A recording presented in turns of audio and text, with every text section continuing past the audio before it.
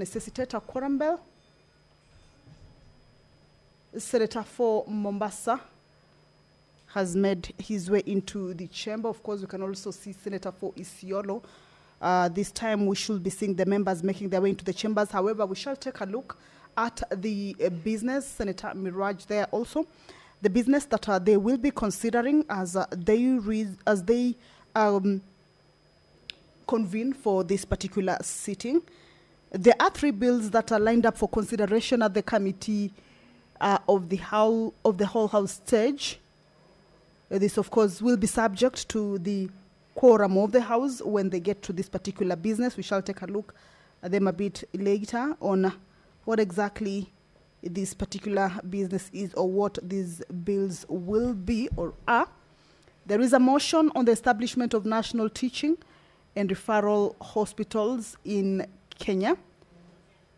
A motion by the Senator for Taita, Honorable Jonas Mwaruma.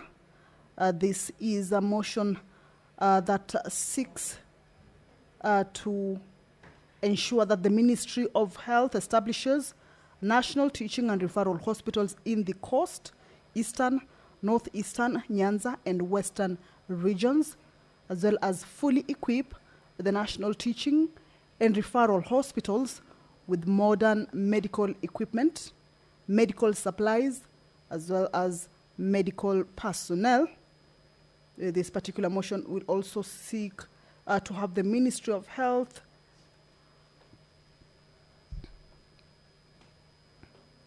in collaboration with the county governments to allocate more funds to their respective health dockets to adequately facilitate their county level 5 and level 6 hospitals in order.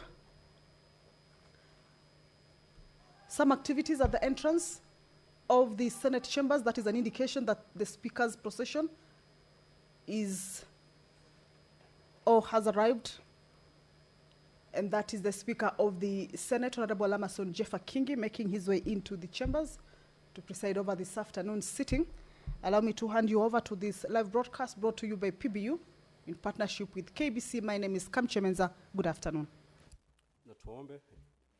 Mwenyezi Mungu, tutakusihi tutazame kwa neema nyingi na baraka. Sisi watumishi wako ambao umeridhika kutuita kwa nyadhifa za uongozi katika jamhuri hii yetu.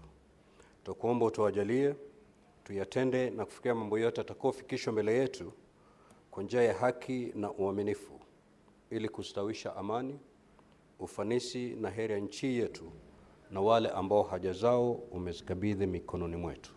Amen.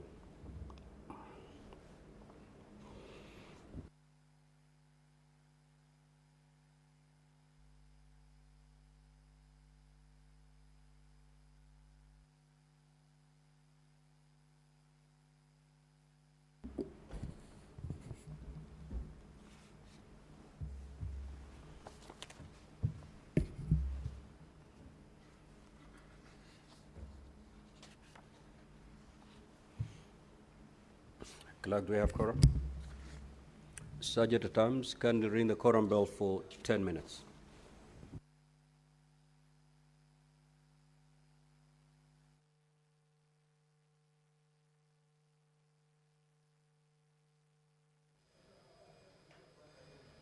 Well, clearly, as we can see on our screens, that is the inside of the Senate chambers, and we can clearly see that the members are just a few of them who have already taken their seats. Remember, as per provided in the House Standing Order 39, is at least 15 senators should be seated for the House to be deemed to have quorated. That is, after the prayer is said and the chair taken.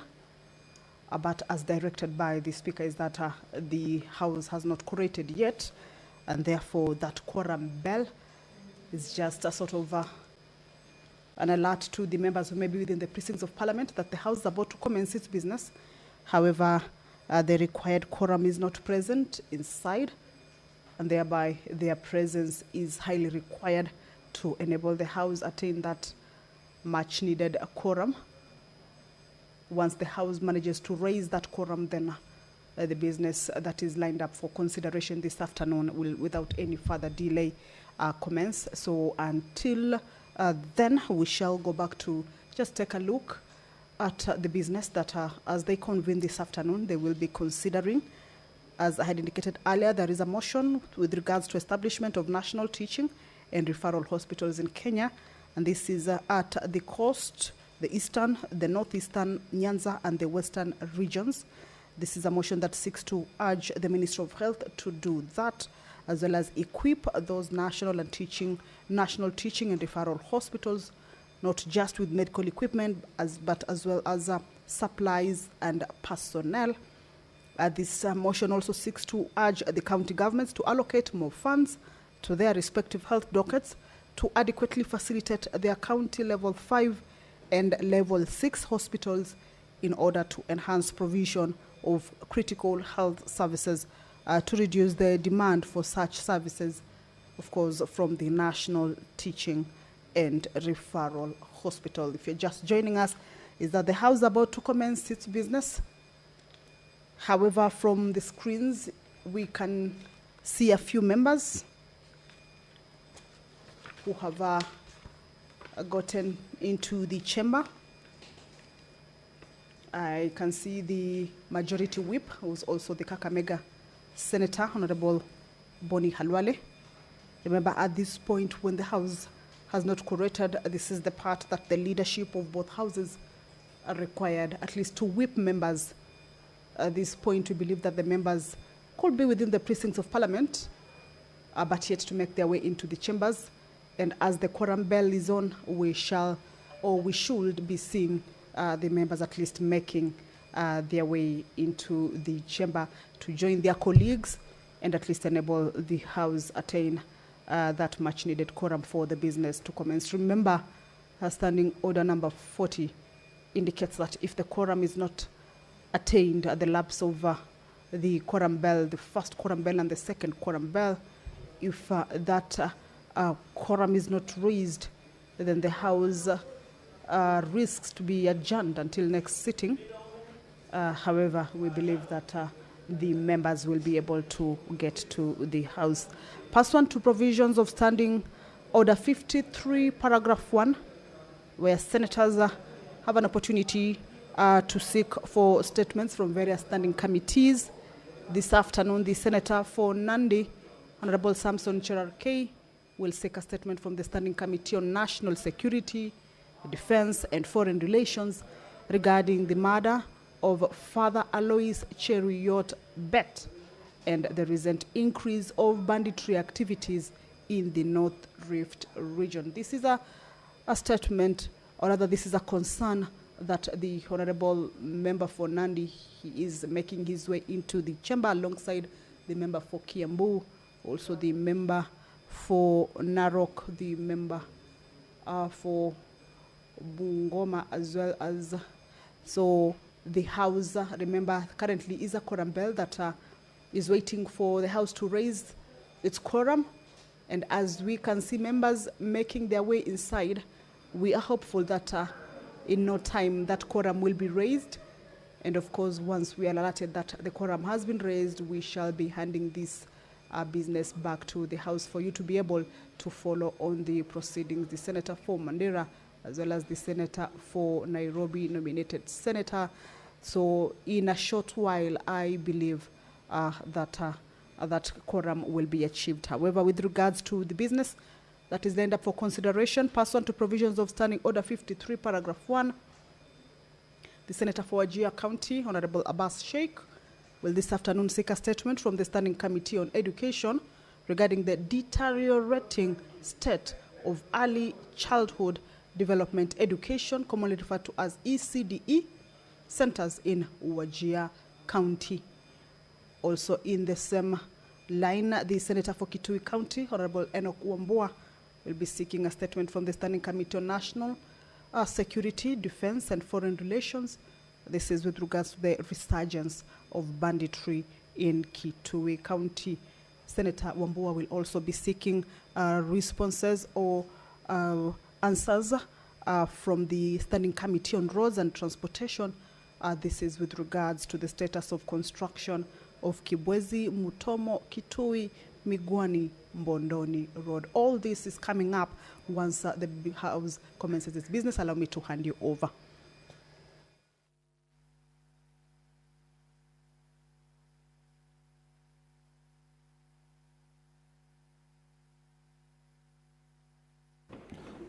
Order, honorable senators. Chairman, Finance, and the Majority Whip, take your seats, please. Clerk, you may proceed to call the first order. Order number 1, administration of oath. Order number 2, communication from the chair. Now, honorable senators, as you will recall, the motion on the consideration of the report of the Standing Committee on Finance and Budget on the fourth basis for allocating the share of national revenue among counties was scheduled for consideration on Tuesday, the 27th of May 2025. However, before the motion was moved, several senators rose on point of order, highlighting the need for more time to interrogate the contents of the report to better understand the committee's recommendations.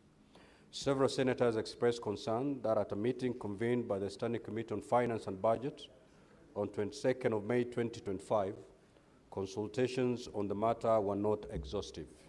Consequently, it was agreed that the motion be deferred and rescheduled for debate on Tuesday, the 3rd of June 2025. Now, honorable senators, in this respect, the Standing Committee on Finance and Budget has organized another breakfast meeting to appraise senators on the contents of the report, facilitate consultations and consensus building on the way forward regarding the fourth basis for allocating the share of national revenue amongst counties. The breakfast meeting is scheduled to be held in the Senate chamber, the main Parliament buildings, on Tuesday, the 3rd of June 2025 at 7:30 a.m. Next order. Order number 3, messages. Order number 4, petitions. Senator Omtata.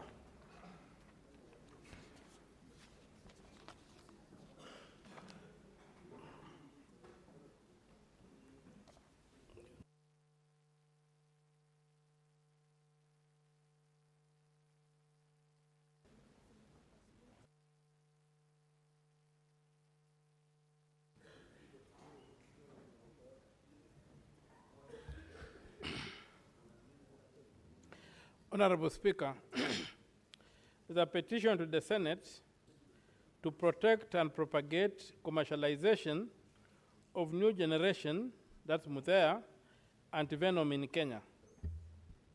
Honorable Speaker, pursuant to Standing Order number 232, paragraph 1, clause B, I hereby present a petition to the Senate concerning the propagation and commercialization of new generation Muthea antivenom in Kenya. As you are aware, under Article 1191 of the Constitution, and I quote, every person has a right to petition Parliament to consider any matter within its authority, including to enact, amend, or repeal any legislation. The salient issues raised in the petition are as follows: that the petitioners are citizens of Kenya living in Machakos County.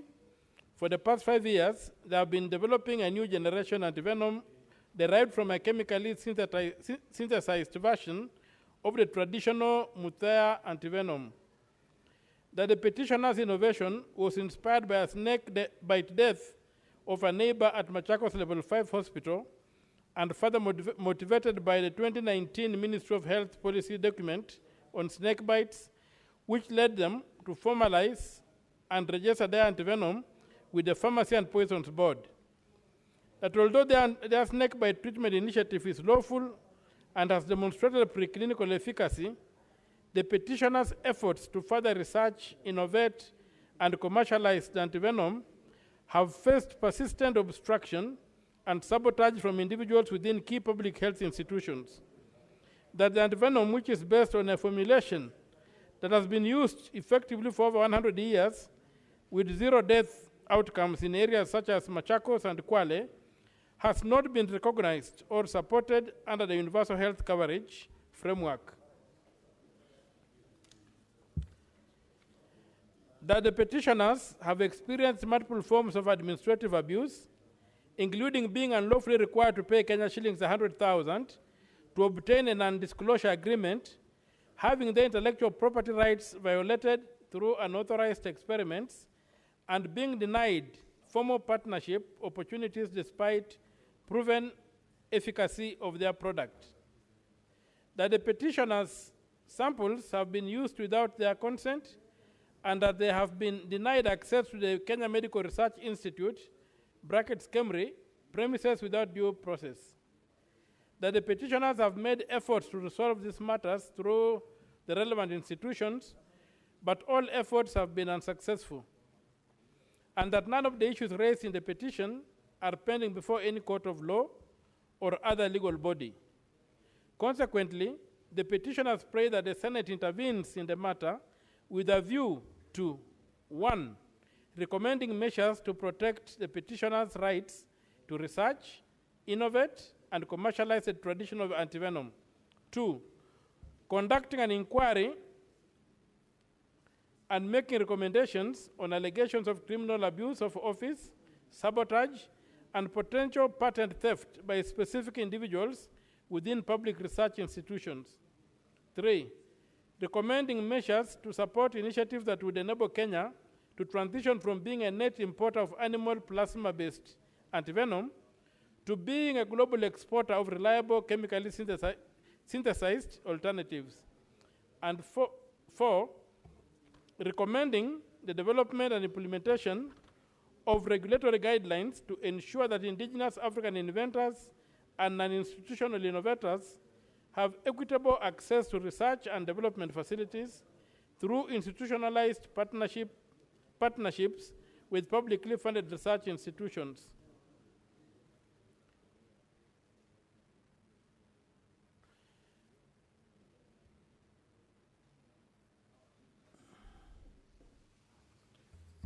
Where's the last part?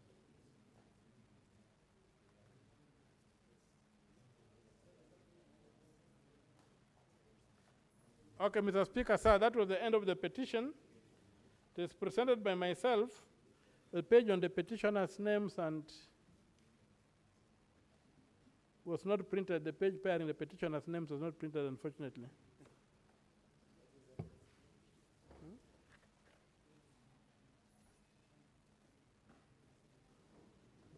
What's your last page, Senator Omtata?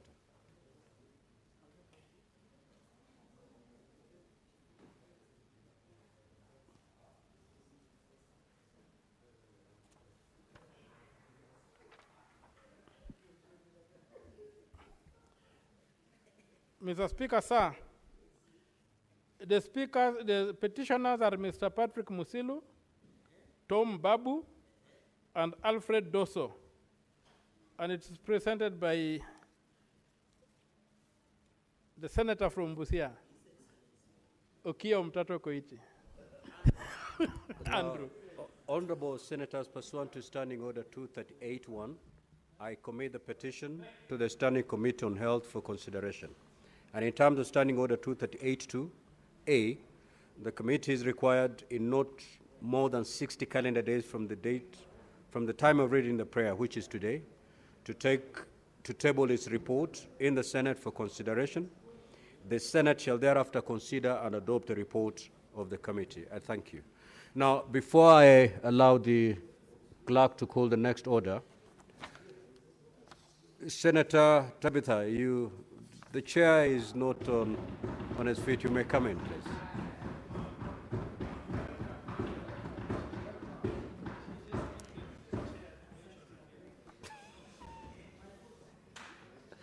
Now, before I allow the clerk to call the next order, I've got this communication to make. Honorable Senators, I would like to acknowledge the presence in the public gallery this afternoon of visiting teachers and students from Kanyombora Boys High School in Embu County. The delegation comprises 4 teachers and 6 students who are in the Senate for a one-day academic exposition. Now, honorable senators, in our usual tradition of receiving and welcoming guests to Parliament, I extend a warm welcome to them, and on behalf of the Senate, on my own behalf, wish them a fruitful visit. Also, I'd wish to acknowledge the presence in the public gallery this afternoon of visiting teachers and students from Tengecha Boys High School in Kericho County. The delegation comprises 50 students and 3 teachers who are in the Senate for a one-day academic exposition. Honorable senators, in our usual tradition of receiving and welcoming guests to Parliament, I extend a warm welcome to them, and on behalf of the Senate, on my own behalf, wish them a fruitful visit. I will call upon the Majority Leader under 1 minute to extend words of welcome to the delegation from Kericho County, and thereafter the Senator for Embu, whom I had, Senator Mundigi. So the Majority Leader, you will extend a word of welcome to both delegations.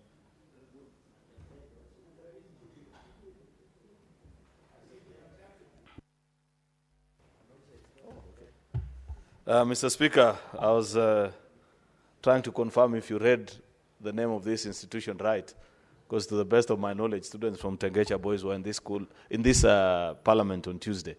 So this must be the second lot, or that the name is not typed correctly, but I will confirm. Nonetheless, when I was driving in this afternoon, I noticed students from an institution that looked familiar. So I want to believe that this is the second lot of students from Tengecha Boys High School. Mr. Speaker, I equally welcome the students from Kanywambora Boys High School in Embu County, Mr. Speaker. This locality received notoriety, Mr. Speaker, I think around 2021 or 2022 because of the very unfortunate incidents that happened there.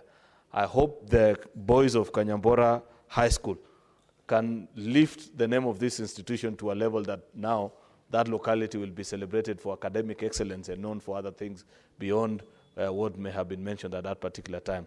I wish these students well, Mr. Speaker, as they visit the institution of Parliament. These are our leaders of tomorrow. I hope they will enjoy the time that they have here in the Senate, get to learn, observe debate, and interact with their leaders. I thank you, Mr. Speaker. Next order. Order number 5, papers. Majority Leader.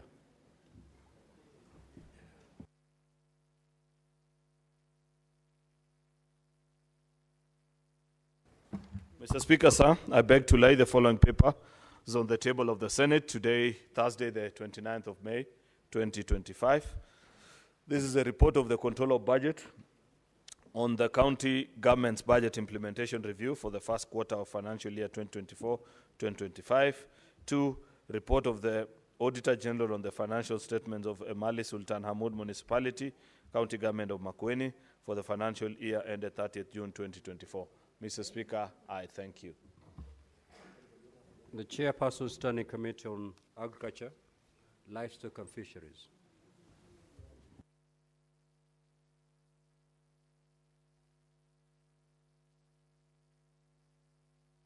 Do we have a member from that committee? Our Majority Leader, then you may wish to table the report.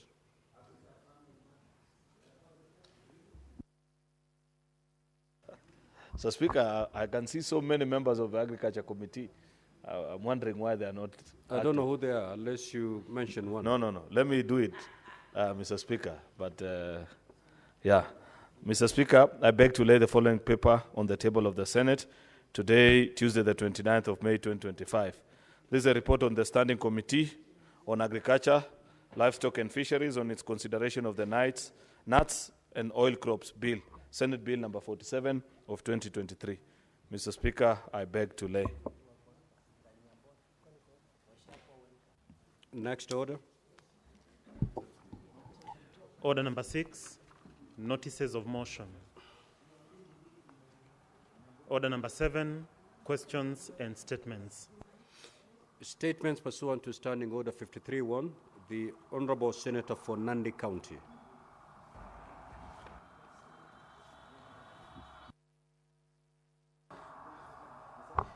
Thank you, Mr. Speaker, sir.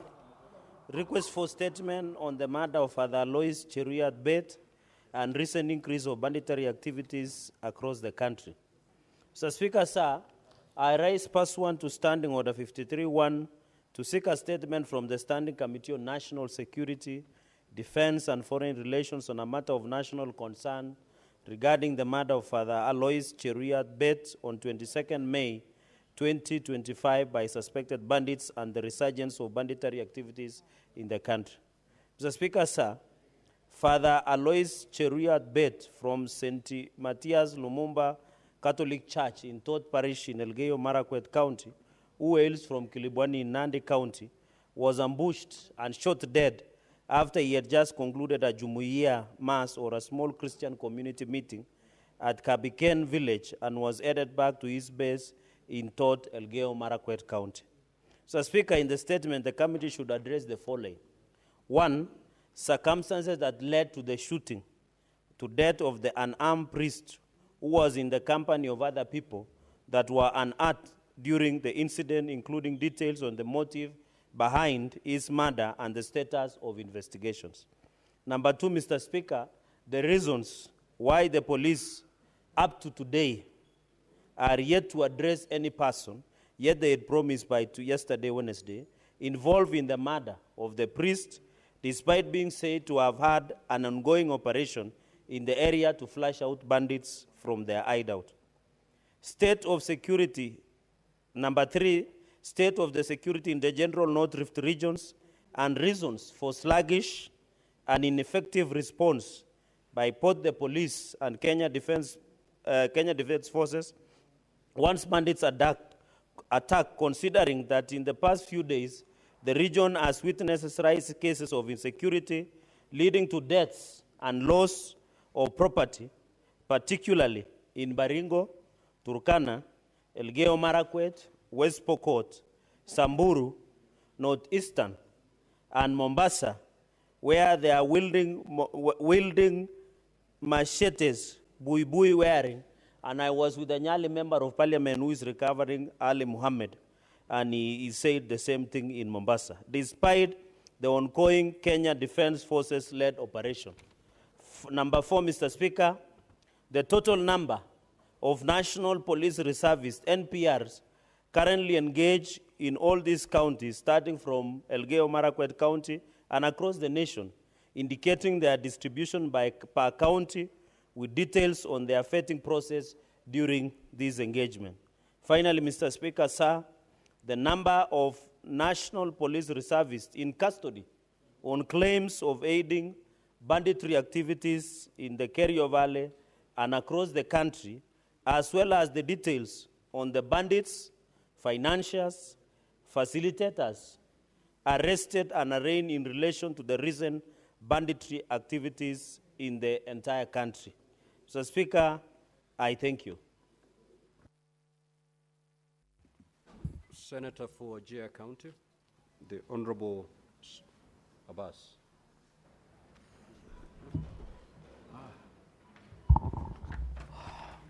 Thank you, Honorable Speaker. Honorable Speaker, I raise pursuant to Standing Order 531 to seek a statement from the Standing Committee on Education on a matter of county-wide concern regarding the deterioration of state of early childhood development education (ECD) centers in Wajir County. Honorable Speaker, Article 431F of the Constitution guarantees every person the right to education, and further Article 553(1) B affirms the right of every child to free and compulsory basic education, including early childhood education. The fourth schedule of the Constitution assigns the responsibility of the primary education to county government. Despite this constitutional and illegal mandates, ECD centers in Wajir County remain severely neglected. Many learners are attending classes in overcrowded or makeshift structures, with some forced to learn under trees. Honorable Speaker, knowing that Wajir, the climate, the sun is so hot, and the children learning under trees and the other makeshifts has really affected their learning concentration and learning level.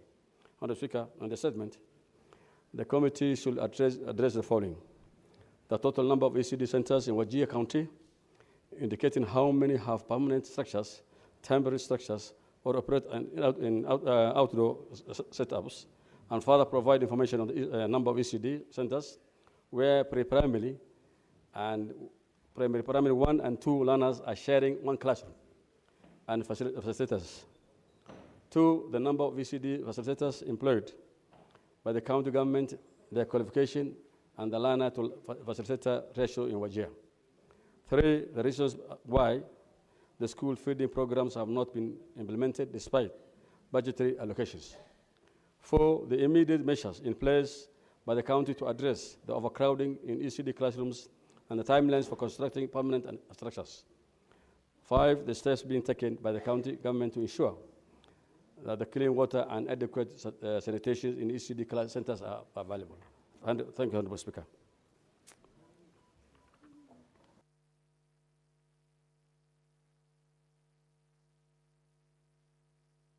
Now, these two statements by the Senator for Kitui are deferred as per the request made by the Senator, and therefore we'll move to statement pursuant to Standing Order 57-1. The Senate. Right, before the Majority Leader takes the floor, Honorable Eddie, you had your statement reinstated. You may proceed to make your request. Thank you, Mr. Speaker, for the opportunity, as well as thank you for the reinstatement of this statement. Mr. Speaker, this is a request for a statement on fraudulent activities targeting retirees' lump sum pension payouts. Mr. Speaker, sir, arise pursuant to Standing Order 53-1 to seek a statement from the Standing Committee on Finance and Budget on a matter of national concern regarding fraudulent activities targeting retirees' lump sum pension payouts.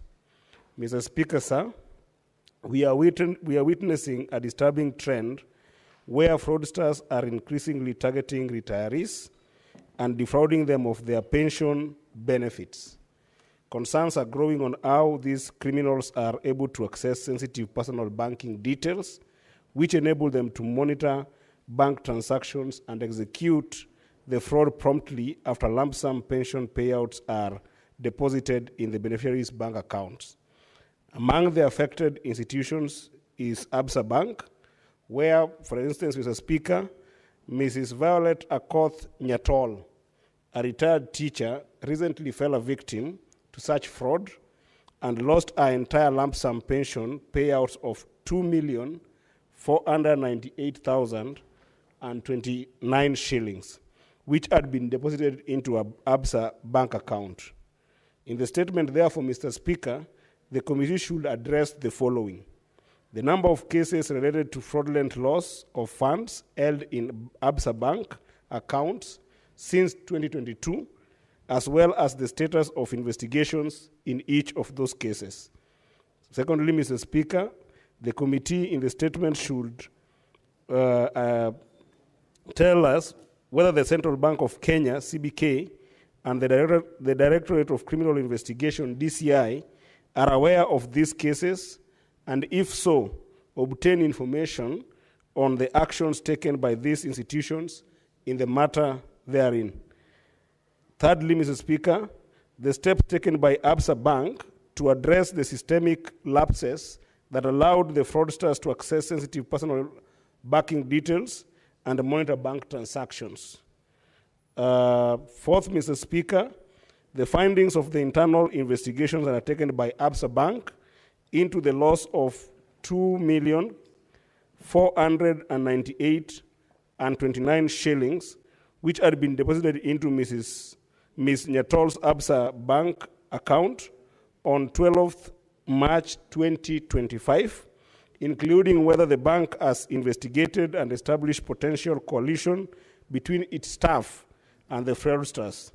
Lastly, Mr. Speaker, the committee should further give us the oversight mechanisms put in place by Central Bank of Kenya to ensure that banks take adequate steps to guarantee the safety of customer deposits and confidentiality of personal and banking information, and also take responsibility for systemic lapses that result in fraudulent loss of funds in their custody. I thank you, Mr. Speaker.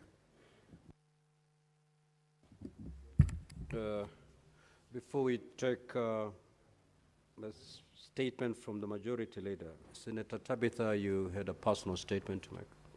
Proceed.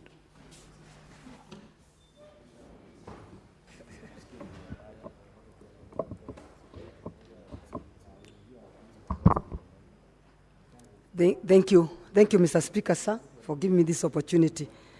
I rise pursuant to Standing Order number 58 to issue a personal statement regarding false allegations made by Her Excellency Governor Susan Kihika.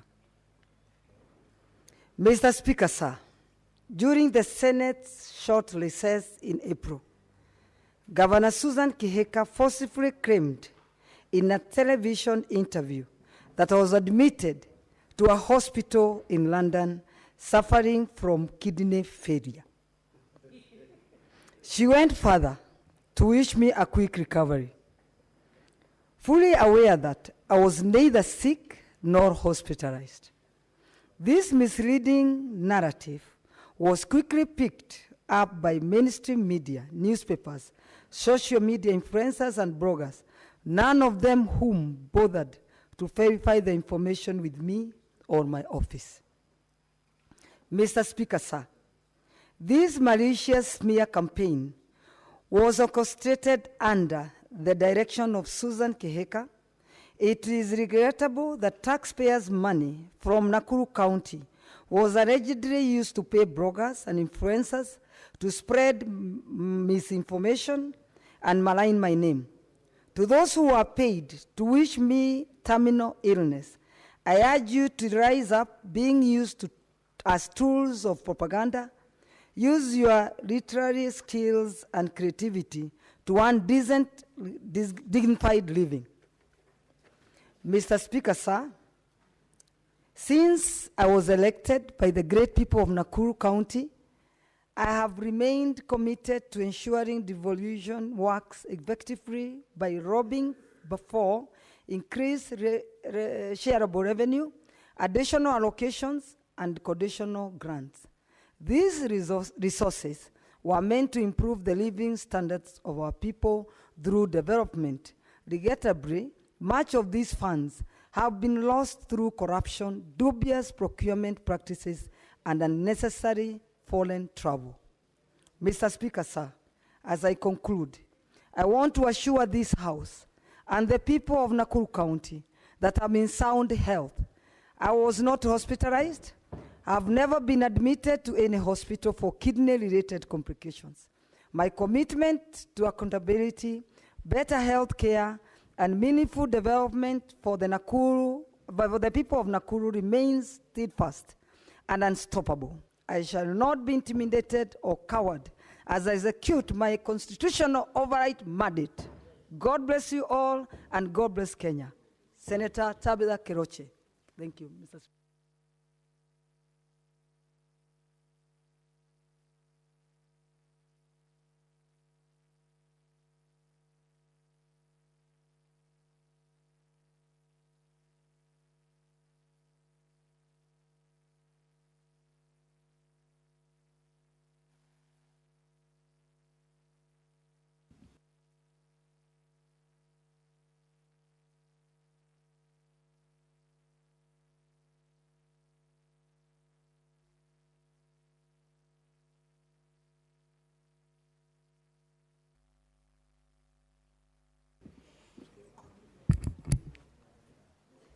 Senator Boni, but before Senator Boni makes his request for a statement, now, honorable senators, indeed you are at liberty, pursuant to Standing Order 58, to rise and make statements of a personal nature. However, if you look at Standing Order 101, in as much as you have that latitude to make a statement on a personal nature. If you read it on 101, especially the very last sentence of 101.1, which states, let me read the entire 101.1, and then I will extract the relevant portion of that particular standing order. Neither the personal conduct of the President, nor the conduct of the Speaker, or any judge, nor the judicial conduct of any person performing judicial functions, nor any conduct of the head of state or government, or the representative in Kenya of any friendly country, or the conduct, and I'm going to emphasize on this one, or the conduct of the holder of an office whose removal from such office is dependent upon a decision of the Senate shall be referred to adversely except upon a specific substantive motion, of which at least 3 days' notice has been given.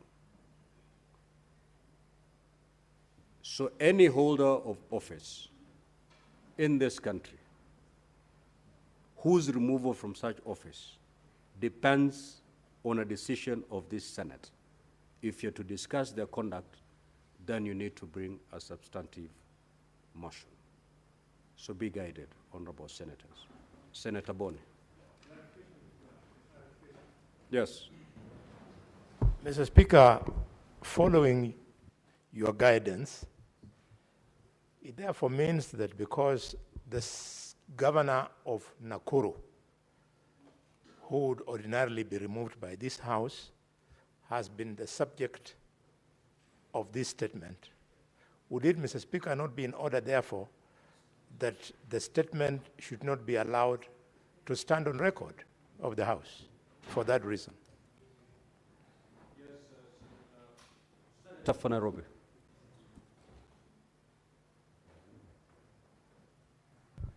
Honorable Speaker, that request by the Senator for Kakamega would entirely depend on what you make of the words adverse reference. Adverse reference. If I brought a statement here paying glowing tributes to the governor of Nairobi, that is not adverse reference. If it is saying I have not seen him in a few weeks, Honorable Speaker, that is not adverse reference. I think that narrow understanding of what adverse reference means will guide the House as to the nature of those statements. And in my view, I didn't hear any adverse reference. It was a narration of events, Honorable Speaker. Yes, Senator.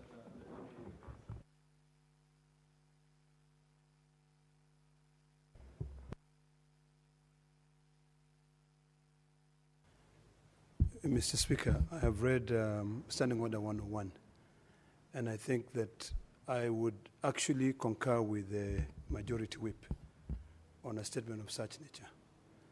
Because unless it's proven by a court of law that a holder of a public office who is subject to this House has been the one making such allegation, it would be improper for this House to keep that statement on record. My concern is on the status of this House. If we can be able to discuss other holders of other public offices, where does it put us in terms of our impartiality?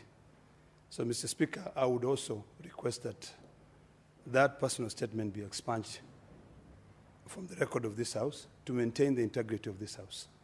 It is not anything personal. I don't know. I don't have a relationship with the governor of Nakuru, but I've listened carefully to the words of the statement read by the distinguished senator from Nakuru. So, Mr. Speaker, I would concur with the Majority Whip on the importance of respecting our standing orders. Thank you, Mr. Speaker.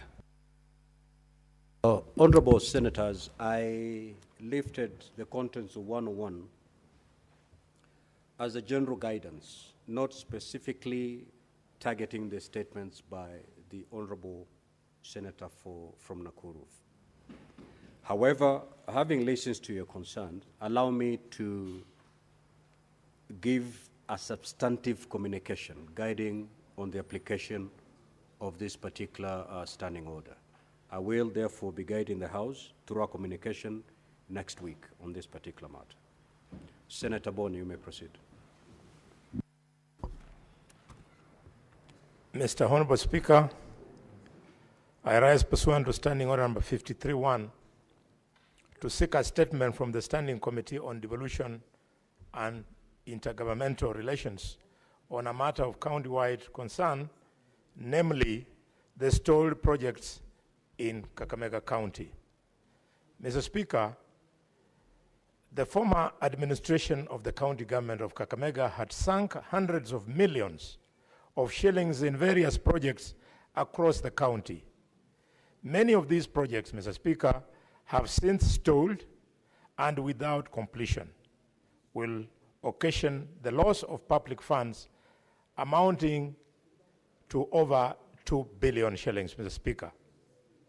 In the statement, Mr. Speaker, the committee should address the following one. What are the reasons why the following construction projects initiated by the former administration of the county government of Kakamega stall? A, Itumbeni Dairy Factory in Malaba constituency, Butali Mareha Road in Malaba constituency, Kobasali Water Project in Malaba constituency, Kakamega Teaching and Referral Hospital in Lurambe constituency, Shamahubu Hospital in Shinyalu constituency, Buhungu Stadium in Lurambe constituency, Bushiangala Eregi Bridge on River Lukose in Ekolomani constituency, Bushiri Nabaholo Road in Nabaholo constituency, Office of the Governor in Lugari constituency, renovations of the Office of the Governor in Kakamega Town in Lurambe constituency, and hundreds of early childhood education centers across the county.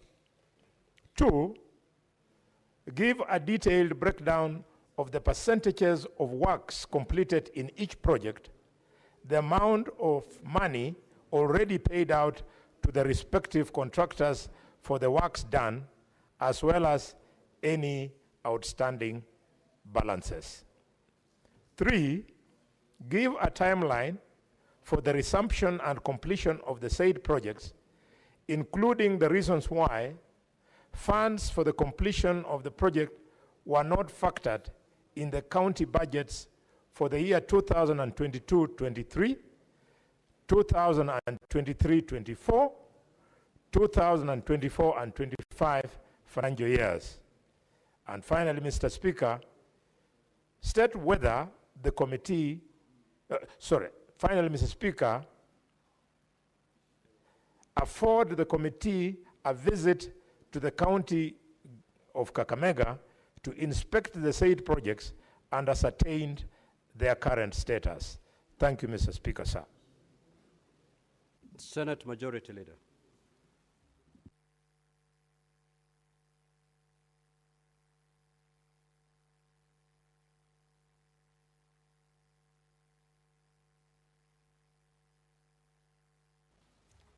I thank you, Mr. Speaker. Mr. Speaker, I rise pursuant to Standing Order number 57-1 to hereby present the business of the week that commences the 3rd of June 2025, Tuesday.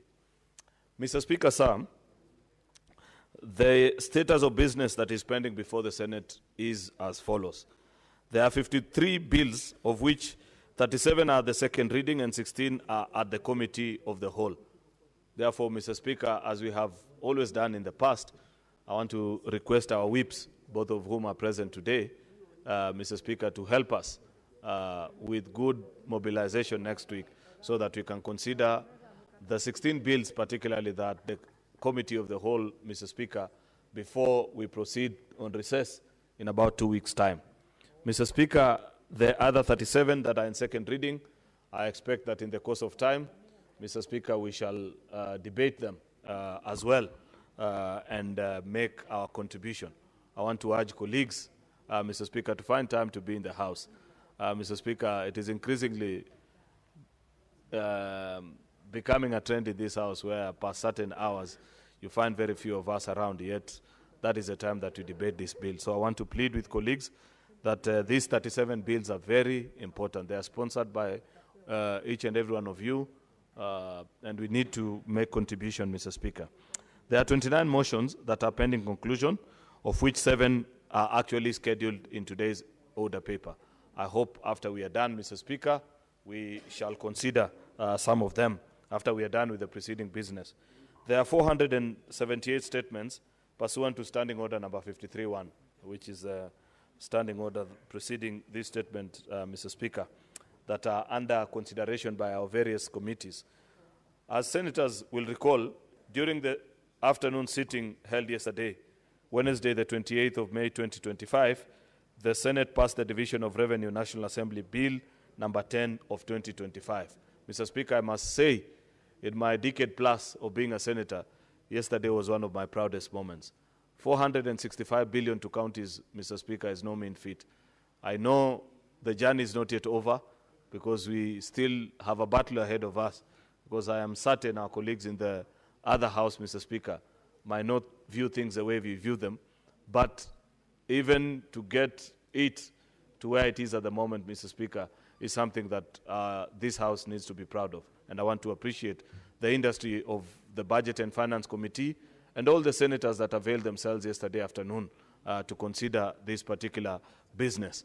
To the team that we shall send, Mr. Speaker, to the mediation, should the National Assembly, and I say should, Mr. Speaker, because I suspect that they may have a visitation, Mr. Speaker, by some good spirit and decide to agree with the Senate. But in the very unlikely event, Mr. Speaker, that they disagree with us, we shall send our best strikers and defenders, Mr. Speaker, from the devolution family to go and put up a good fight and make a good case for devolution, Mr. Speaker. We also passed the cash disbursement schedule, with senators expressing very serious concern, Mr. Speaker, of the delay in disbursement of these funds despite the passage of a disbursement schedule. And we propose to the Budget and Finance Committee as a House, Mr. Speaker, on how this needs to be addressed, Mr. Speaker. I hope the chairperson and the members like the Whip, Senator Alwale, Senator Eddy, I think Senator Onyonka, and all our members who serve in the Budget and Finance Committee will take into consideration the views of members as regards to what needs to happen to solve the mess of delayed disbursement of funds to counties from the National Treasury. With respect to petitions, Mr. Speaker, I would like to remind the honourable senators that in accordance to Standing Order number 238.3, the Senate is required to consider the reports on petitions within 14 sitting days of their tabling. At present, there are 3 such reports before the Senate.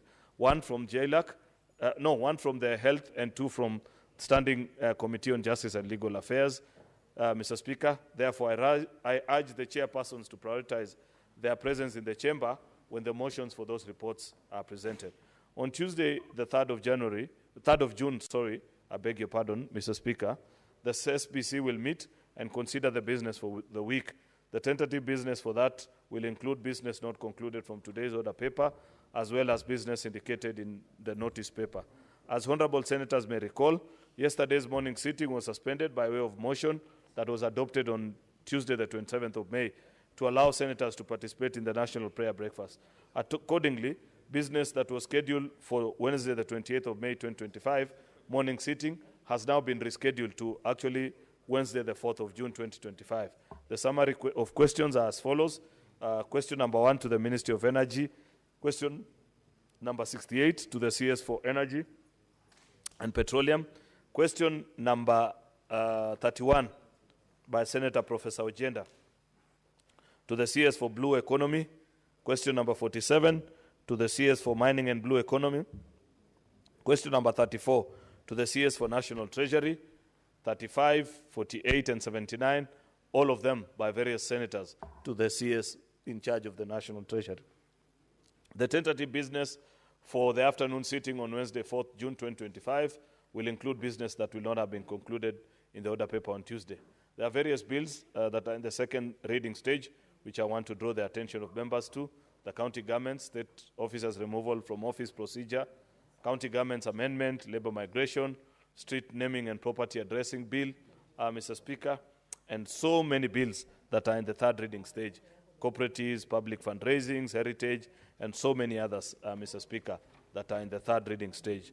The projected business for Thursday, 5th June, Mr. Speaker, will include business not concluded from Wednesday paper.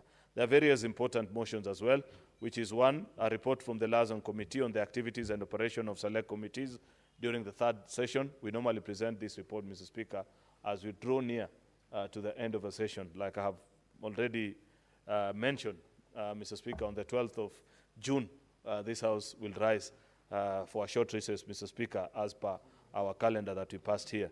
There's a report also from Devolution and Intergovernmental Relations into the inquiry on the state of governance in the county government of Garissa, arising from a statement sought by Senator Abdul Haji.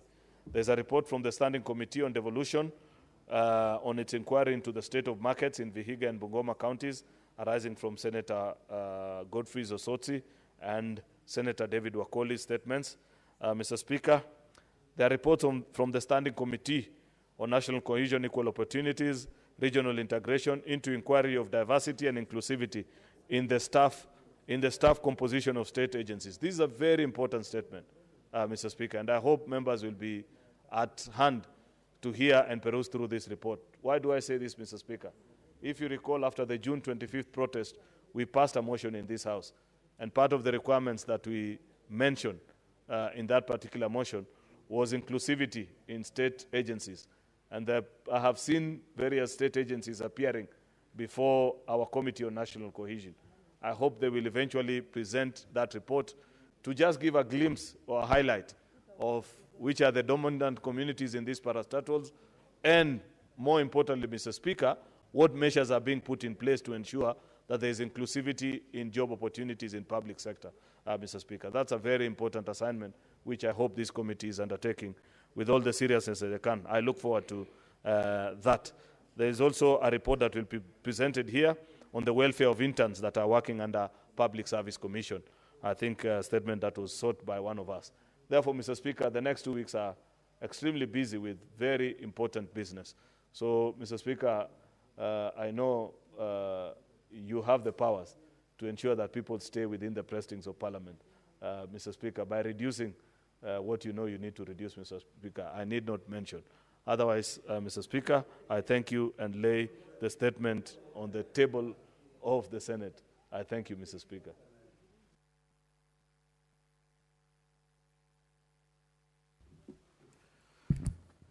Now, honorable senators, I have a communication to make regarding the conduct of senators while transacting business in the Senate.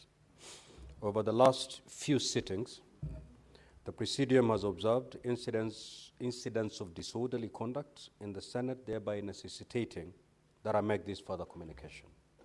Honorable senators, I have previously cautioned senators on the matter of maintenance of order and decorum in the Senate. The standing orders provide a framework for debate and order in the Senate. In particular, I refer honorable senators to Part 18 and Part 20 of the Senate Standing Orders, which provides for rules of debate and order in the Senate and in committees. Allow me, for the benefit of all honorable senators, to reiterate what these parts provide. Part 18 provides for, among others, speaking twice to a question, point of order, anticipating debate, contents of speeches, comments on proceedings of select committees, and responsibility for statement of fact. On the other hand, Part 20, which contains Standing Orders 121 and 122, provide for acts which constitute disorderly conduct and gross disorderly conduct. These standing orders provide that a senator is disorderly if the senator inter alia creates disorder, knowingly raises a false point of order, and necessarily interrupts proceedings or consults in a disruptive manner, makes allegation without, in the Speaker's opinion, adequate substantiation, or defies a ruling or direction of the Speaker or chairperson of committees, demonstrates or makes disruptive utterances against the suspension of a named senator, disrupts or attempts to disrupt the Speaker's procession, commits any other breach of these standing orders that, in the opinion of the Speaker, constitutes gross disorderly conduct. Honorable Senators, Standing Orders 121.2 and 122.2 further provide for the consequences of creating disorder and gross disorder in the Senate. In the instance of disorderly conduct, the Speaker may call a senator whose conduct is disorderly and to caution the senator or order the senator to withdraw from the premises of Parliament of the Senate for the remainder of that day's sitting. In the instance of gross disorderly conduct, the Speaker shall order the senator to withdraw immediately from the premises of Parliament. On the first occasion, for a maximum of 3 sitting days, including the sitting day of suspension, and on the second or subsequent occasion during the same session, for a minimum of 7 sitting days and a maximum of 21 days, including the day of suspension. Honorable Senators, the above provisions are in place to ensure that debates in plenary proceed in a respectful and constructive manner and allows all senators the opportunity to contribute meaningfully in the process, facilitating the Senate to fulfill its constitutional mandate in an orderly, systematic, and predictable manner. I must once again caution honorable senators that Presidium will not hesitate to invoke and apply the provisions of the standing orders on a senator who is disorderly. I therefore urge all honorable senators to abide by the standing orders and uphold the dignity of the Senate. I reaffirm that the rules will be applied fairly, firmly, and without exception. Now, honorable senators, what I have witnessed in the past few weeks is when a member of the Presidium makes a ruling on a matter and honorable senators engage in a verbal exchange with the chair. That will not be tolerated. And therefore, honorable senators, I urge you to abide by these rules so that we have decorum as we debate our business in the Senate. Thank you. Next order.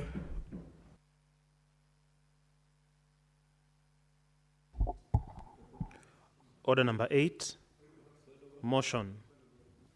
I have just read the rules of order, the rules of this House, honorable senators. I have just read the standing orders on this matter. You know, a point of order can only be raised when there's a senator on their feet. Clearly, there's no senator speaking. So why should you raise a point of order? Absolutely, Majority Leader. That is the way to go. What is your point of clarification? Mr. Speaker, I don't know who has wronged you today, but I want to apologize on behalf of those who have who may have caused you great distress. But I hope colleagues can abide by what you have guided. I want to humbly plead, if it pleases the Speaker, to allow us this afternoon to make comments, Mr. Speaker, on the statements that have been read before this House. Mr. Speaker, I make this in the most meekest of ways. Thank you, Mr. Speaker. Honorable Senators, pursuant to standing orders, I will allow a maximum of 15 minutes. That is our allowable under standing orders to make comments. And therefore, if you have an opportunity to speak, honorable senators, please keep it under 3 minutes so that your colleagues can also have an opportunity to speak to these statements. The Honorable Senator for Nairobi County.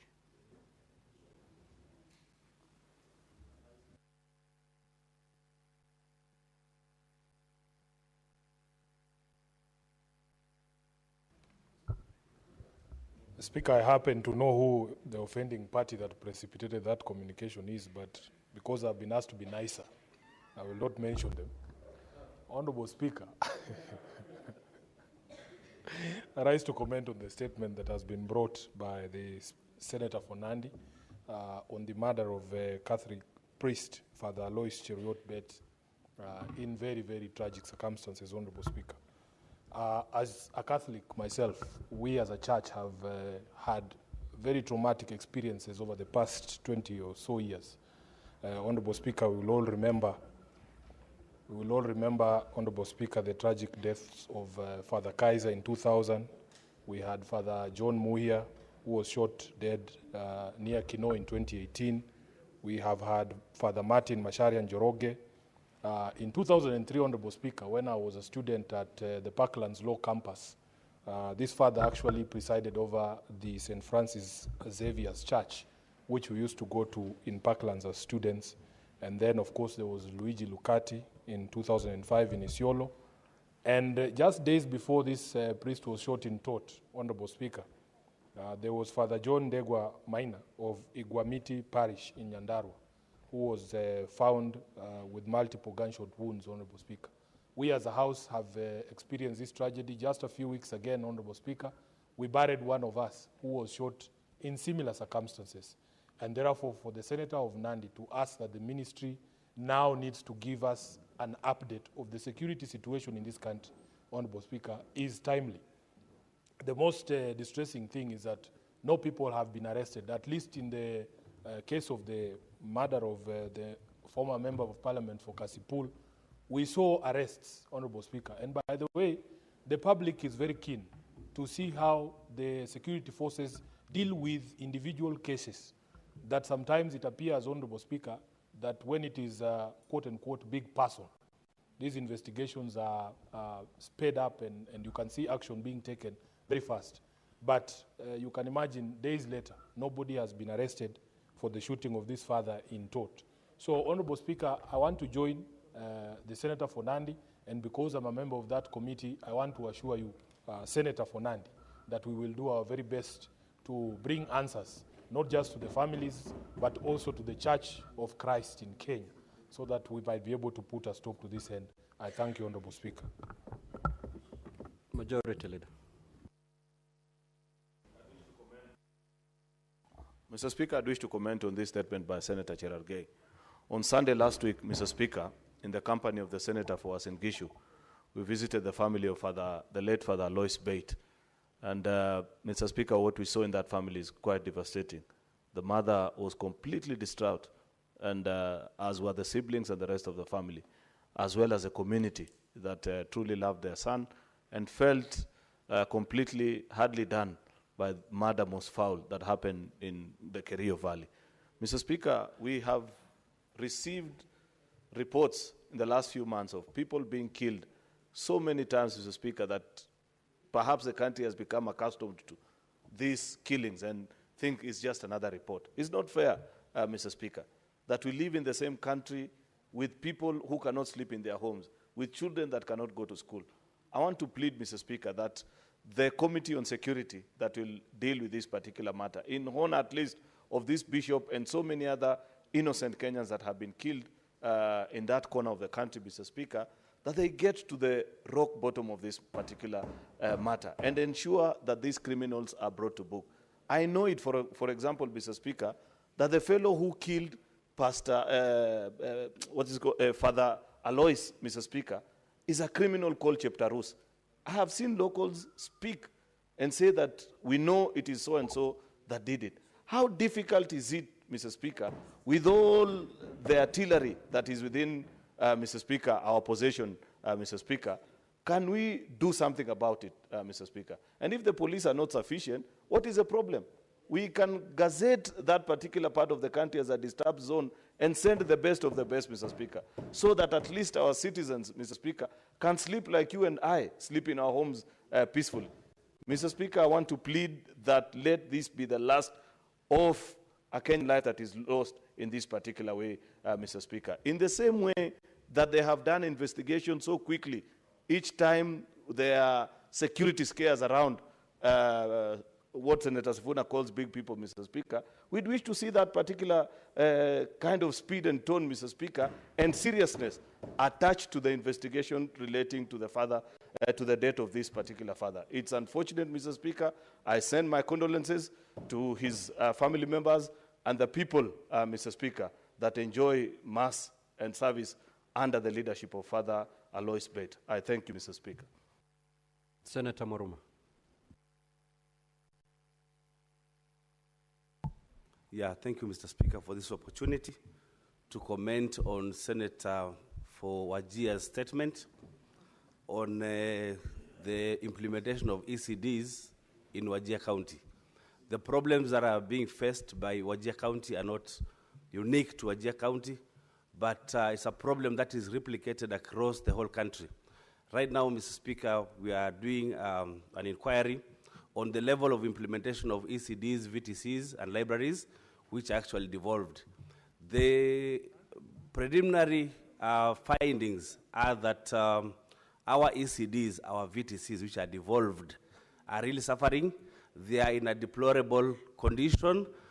Why? Because governors have elected to leave out the functions that are devolved in education and are embracing the functions that are not evolved in terms of scholarships and bursaries, Honorable Speaker. You've heard even the Senator for Kakamega saying that there are so many incomplete projects. Why? Because of in ECD. Why? Because there's a lot of money that is being allocated by governors in these very popular bursaries and scholarships. Mr. Speaker, I'm not saying that governors or county governments should not give bursaries and scholarships. Article 187 is very clear that we must do deed of agreements between the national government and the county governments for the national government to take over the functions from the county governments. But even as county governments are doing that or wanting to transfer the devolved functions, have they done enough in the ECDs? We have gone to counties and seen children learning PP1, PP2, PP1 facing one wall and PP2 facing the other wall. These are very, not an ideal situation of learning, Mr. Speaker. And even when we construct our ECDs, I can say as an educationist that we must provide for the early learners in ECD a provision for play, because children learn by playing. When you build a classroom and there's no play area, how are these children even learning? Mr. Speaker, our curriculum in East Africa is spiral curriculum, where you learn one thing at ECD, when you go up, you learn something different, build up on it. An example is a seesaw.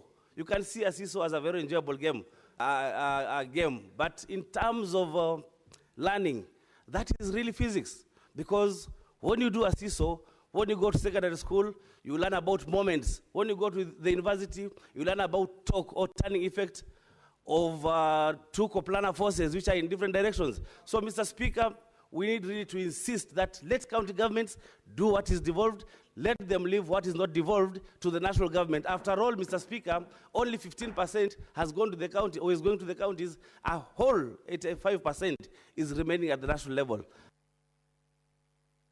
Senator for Kakamega. Mr. Speaker, I rise to comment on the statement of killing of Catholic priests. Mr. Speaker, we are not serious. I remember when Father Anthony Kaiser was murdered, his mother country, the United States of America, actually sent here the FBI, the Federal Bureau of Investigations. We had been told by the local investigation agencies that a man who had died from a gunshot at the back of his head had committed his own suicide. Mr. Speaker, where it has reached, we must call for and form a commission of inquiry into the killings of Catholic priests. I say this because on quick notice, I have the following priests who have been murdered. Father Alois Bet, Father John Maina, this year. Father John Anthony Kaiser, 2000. Father John Njoroge Maina, 1918. Father Martin Masharia Njoroge, 2003. Bishop Luigi Locati, 2005. And in the case of Locati, Mr. Speaker, at least the investigation was done and a priest was arrested and was convicted. He's serving jail because he had killed this bishop. Mr. Speaker, Father Evans Odwar in 2017, Father Michael Siendo in 2019, and Father Eutychus Muduri in Meru in 2019. It cannot be by chance that whenever these priests have been murdered, a theory is normally thrown around in the media that they have committed suicide. We need an inquiry, Mr. Speaker. As a Catholic who was born and bred in a Catholic family, who enjoyed the first Holy Communion, who was confirmed in the Catholic Church, who married in the Catholic Church, Mr. Speaker, and whose children I baptized in the Catholic Church, Mr. Speaker, whose parents I buried in the Catholic Church, I demand there be an inquiry, Mr. Speaker. Senator Ledama.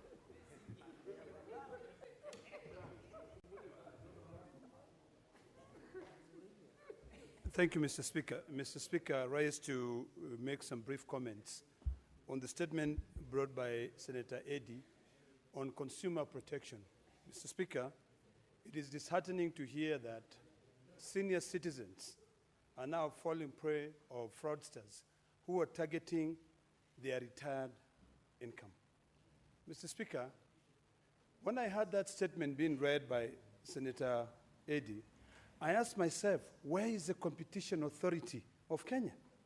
Because when you look at other jurisdictions, although this is actually something which is a big problem worldwide, but when you look at other jurisdictions, I know I've had Congress discussing this issue. It has ended up actually inviting financial institutions and consumer protection bureaus to be able to understand what is it that they do to protect these senior citizens. If a senior citizen who has worked tirelessly, is going now home to retire, and the day they retire, their money disappear at a go. A senior citizen loses all their money. What do you expect them to do? Mr. Speaker, I would hope that the committee that is going to be investigating this matter sit down with the Competition Authority of Kenya to understand, are they just collecting money, or are they actually engaging in educating these citizens on how they can be able to protect their wealth? Mr. Speaker, it is imperative that financial institutions, I've heard ABSA being mentioned here, I would want to call upon ABSA to train their staff to be able to trace and actually be able to detect any suspicious withdrawals. Mr. Speaker, these are things that can be dealt with. Sometimes when we receive a huge payment, the bank is quick to be able to come and tell you, how come you've received this money from this person? So, Mr. Speaker, those are very, very important things that we must now discuss whether we develop further legislation to protect our senior citizens. Otherwise, if we don't do, we will continue allowing these senior citizens to be preyed upon, like the way a wolf cycles into vulnerable prey. I mean, it's ridiculous, Mr. Speaker. I want to thank the distinguished senator from Migori for bringing this matter, and this is a matter that we must follow through to ensure that we protect our senior citizens. Thank you, Mr. Speaker. Senator Mungatana. Thank you, Mr. Speaker. Mr. Speaker, I want to make a quick comment on the statement on the death of Father Lois Bett. Mr. Speaker, there's a Swahili saying that says, usipo ziba ufa, utajenga ukuta. Mr. Speaker, while I agree with all the statements that my colleagues preceding and who spoke on this statement have said, the one missing issue is what is the preventive strategy that the Cabinet Secretary for Interior has taken on some of these obviously volatile regions. Mr. Speaker, every time something like this happens, you will see a lorry full of policemen, GSU, and all these people. They land on the area, they bring the media with them, and they start moving around with guns cocked, and they say that usalama umethibitishwa katika hiyo area. Mr. Speaker, this is not the way to handle security matters. It cannot be hit and run. It must be that there is a strategy for prevention in areas that are known to be volatile. Mr. Speaker, if there was a strategy, then the committee must be told if the strategy was working. And if the strategy was not working, then the minister must tell us what he's doing to improve the strategy around the region, so that we do not have a repeat of the same incidents. And we do not want a situation where somebody has to be killed for security personnel to be beefed up, because that's the word they always use. Security around this region has now been beefed up. Always reactionary, not moving in front. Where is the intelligence? Where is NIS? Why can't they use the intelligence they receive to take preventive actions? Mr. Speaker, in my county, we have something called the KPR, the Kenya Police Reserve. And this reserve is, Mr. Speaker, for example, now we have raised the issues as leaders many times that we need proper guns, not the old type of guns. You know, the proper guns that can deal with matters. But Mr. Speaker, when you hear, you are told, we are waiting, we want to take these people for training, we are waiting again, we are waiting for what, we are waiting for what. If something happens today, Mr. Speaker, you will see that all the security personnel will be there in Tana River County. But Mr. Speaker, as we are speaking now, it is good for us to have a strategy of prevention. If all the people know that when you come to certain areas, their KPRs are well armed and their arms are modern. The Senate Minority Leader and Senator for Kilifi County, the Honorable Mazaya. Asante Bwana Spika. Bwana Spika, kwanza nataka kumunga mkono ndugu yangu Cherargei kwa taarifa aliyoleta kuhusikana na vifo vya watu wa kanisa. Bwana Spika, ni jambo la kusikitisha, jambo la huzuni, na jambo ambalo si la sawa. Katika makanisa ni mahali ambapo sisi tunaenda kuomba Mungu, na vile vile ni mahali ambapo ukipatikana na shida aina yoyote, watu hukimbia makanisani ili kupata msaada wa maombi kutoka kwa wale mafadha ama mapasta ama wale wakuu wa vile yale makanisa. Bwana Spika, Father Bet alikuwa katika mkono wake ameshikilia Biblia wakati akiwa mpigwa risasi. Hakushikilia gongo, hakushikilia kisu, hakushikilia bunduki. Alishikilia Biblia. Kwa hiyo Bwana Spika, ni jambo la aibu, ni jambo la kusikitisha.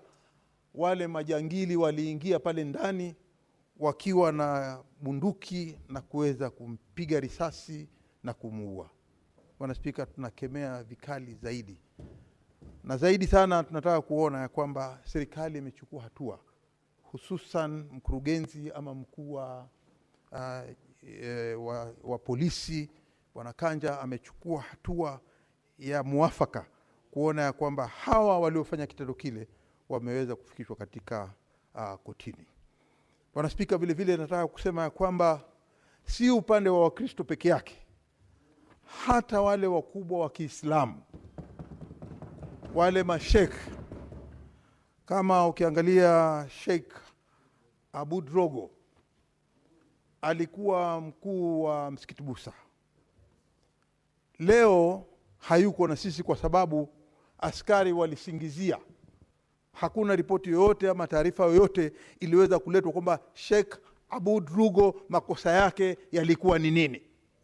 Hakuna uchunguzi wa aina yoyote ulifanywa na idara ya uchunguzi kuona ya kwamba Sheikh Abu Drogo alikuwa na makosa gani.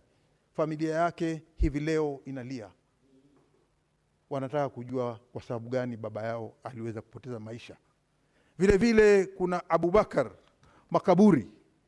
Sheikh Abubakar Makaburi pia alipigwa risasi na polisi na hakuna uchunguzi wote ulifanywa. Na mwisho Sheikh Idris, japokuwa tunaona walichukua hatua, lakini tunasema ya kwamba hawa watu wawili ambao walikufa bila ripoti yao kuweza kujulikana ama kuambia Wakenya ni walikufa kwa sababu gani. Hili ni hatua ambayo ni mbaya na ni mbovu, na tunataka kuijua kwa sababu mpaka hivi leo hatujajua kilichomuua Sheikh Abu Drogo nini, na pia vile vile Abubakar Makaburi wa familia yake na watu wa Mombasa na watu wa Pwani kwa ujumla wanauliza mpaka leo ni sababu gani aliweza kuwa. Bwana Spika, Mimi naunga mkono. Honorable Senators, I will add a further 15 minutes. Senator Chute. Thank you very much, Honorable Speaker. Honorable Speaker, allow me to give a brief comment on the statement by the distinguished Senator from Kakamega, Senator Honorable Dr. Boni Khalwale. Honorable Speaker, the issue of stall projects are everywhere in our 47 counties. It is not a unique issue on Kakamega only. Honorable Speaker, we need, as a Senate, we need to have a committee like devolution to be moving around to inspect projects that have stalled or that have not even been completed or that have been finished but not been commissioned. Honorable Speaker, I went to Somaliland last week, and surprisingly, I wish Senator Sifuna will hear this. When they did the election, Honorable Sifuna was there. It was a very peaceful election, and we went to a city, port city, called Berbera, Honorable Speaker. We met with the mayor.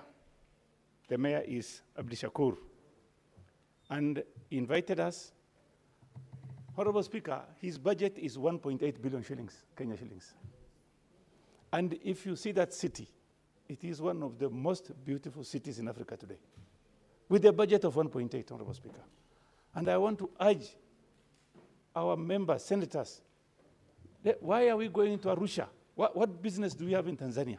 They are calling us names there. Why do you go to Arusha? Why do you go to Dar es Salaam? Let's go to Somaliland. Let's go to Hargeisa. Let's go to Portland, port city of Berbera. Honorable Speaker, today, I was shocked to see a mayor running a project at 1.8 billion. The roads are good. The water system are working. The police officers are being paid by the mayor. Honorable Speaker, I want to ask our governors to go to Berbera and let them see what is happening there.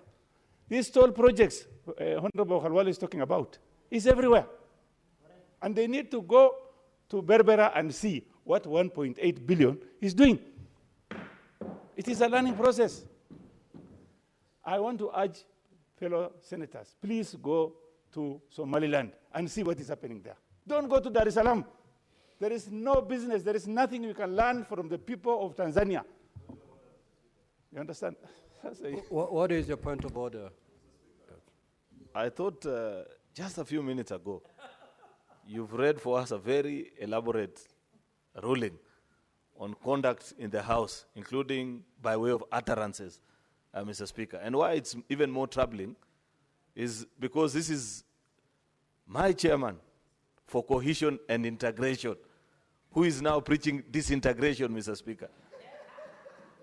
Mr. Speaker, did you hear Senator Chute urge colleagues and the rest of the country that is following that not to go to Dar es Salaam, that there is nothing to learn in Tanzania? Tanzania, Mr. Speaker, despite all these things that are being said, is a beautiful country, Mr. Speaker. There is a lot that we learn from each other. They are our good neighbors, Mr. Speaker. And therefore, I want to request you, Mr. Speaker, that number one, Senator Chute be declared out of order, and the offensive comments to the people of Tanzania, Mr. Speaker, be actually struck out of the records of this House, Mr. Speaker.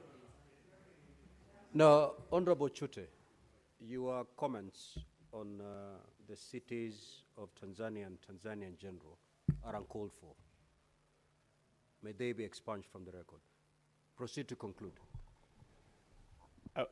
Let me ask my majority leader, please take a flight to Somaliland, and you will see the difference between Somaliland and Tanzania. That's what I was saying, nothing else. Thank you very much, Honorable Speaker. Senator Onyonka.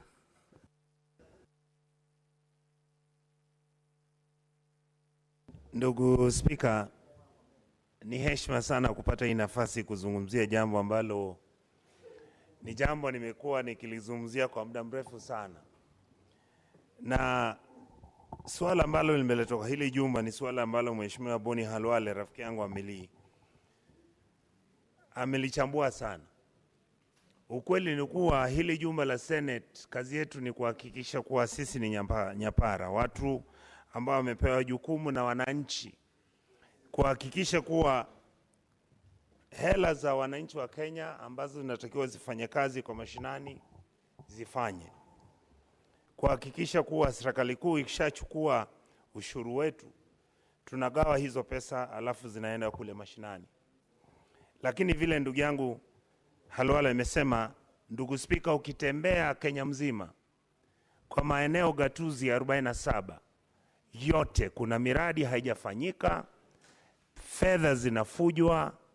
Ukiangalia ile miradi mingine ambayo imepewa fedha nyingi, utapata hata juzi nimepata ujumbe kuwa kuna maeneo mengine miradi iko kwa karatasi ya serikali, lakini ukienda pale ukiangalia kama hiyo miradi ipo haipo. Ndugu Spika, ningependa kukusihi kama yule ambaye anatusimamia kwa hili jumba, ni wajibu wetu kama viongozi ambao tumepewa jukumu la kuhakikisha tumechunga na kulinda hela za wananchi wale maskini nchi yetu. Tuondoke hapa Nairobi, tuende tukatembee mashinani ndugu zanguni.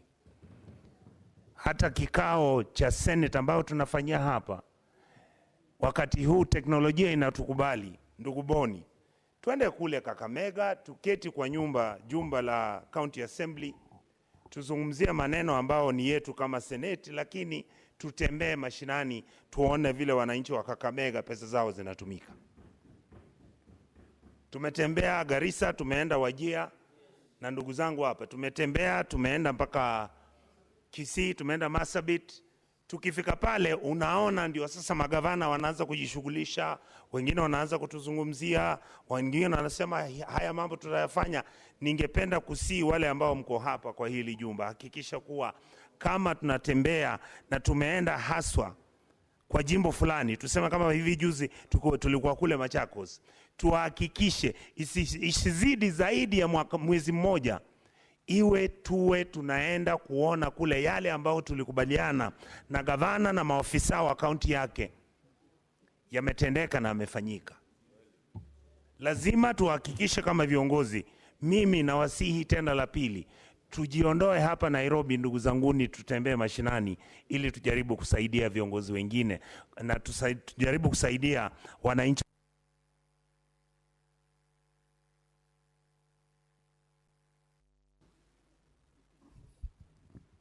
Senator Andy Okech.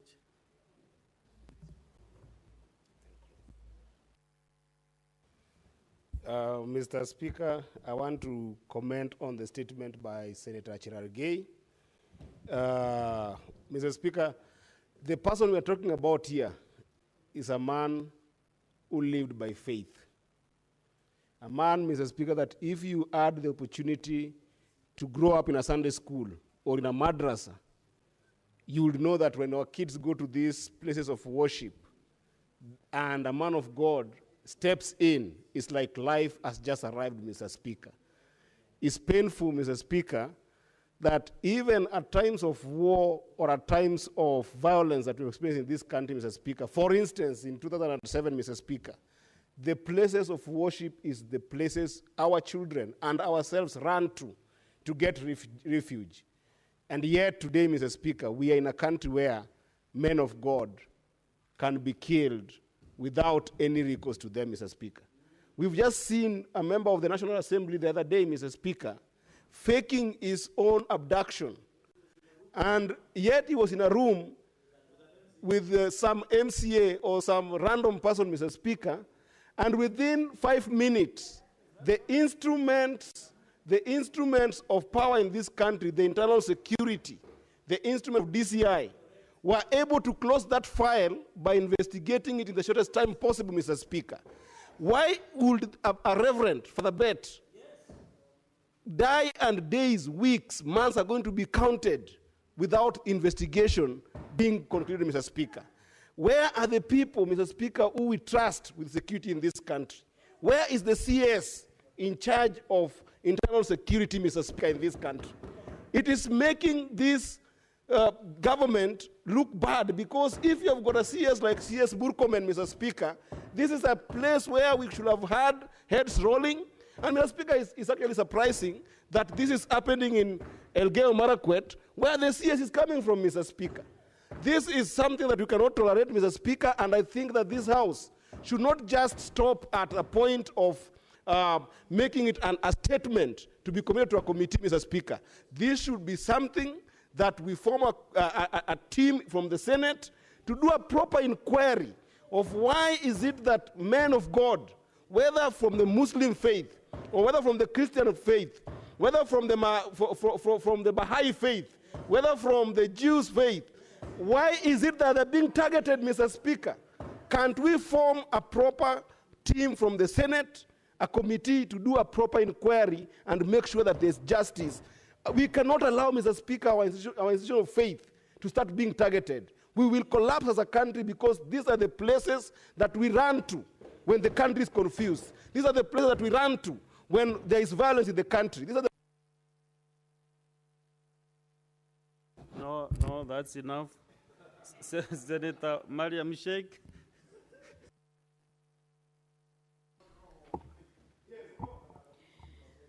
Thank you, Mr. Speaker, for giving me this opportunity. Mr. Speaker, I also wanted to comment on the statement raised by the Senator Abbas Wajir on ECDs, Mr. Speaker. Mr. Speaker, our ECD is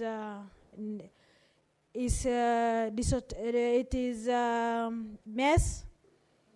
Mr. Speaker, ECD is devolved. And the governor must be serious on the education levels. Once the foundation level of the kids is missed, it will be also difficult for them to catch up in the upper and in university level. Mr. Speaker, our ECD is not even in Wajir. The problem is not in Wajir only. It is all over. In fact, there's no structure. Learners are learning under the trees in some counties. And also, Mr. Speaker, learners are normally encouraged to come to the ECD because of feeding programs.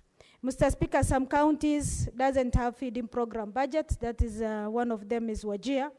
These encourage that pastoralists normally, most of the kids are encouraged when there is the feeding program is there.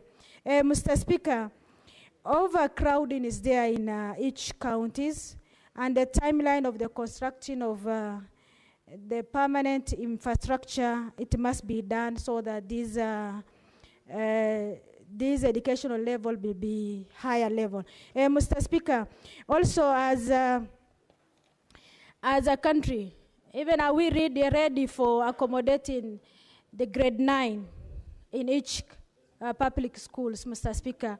Because when it comes to grade 9, there must be an infrastructure, the teachers, and also infrastructure level as a lab, because it must be done in the private, in a public school, Mr. Speaker.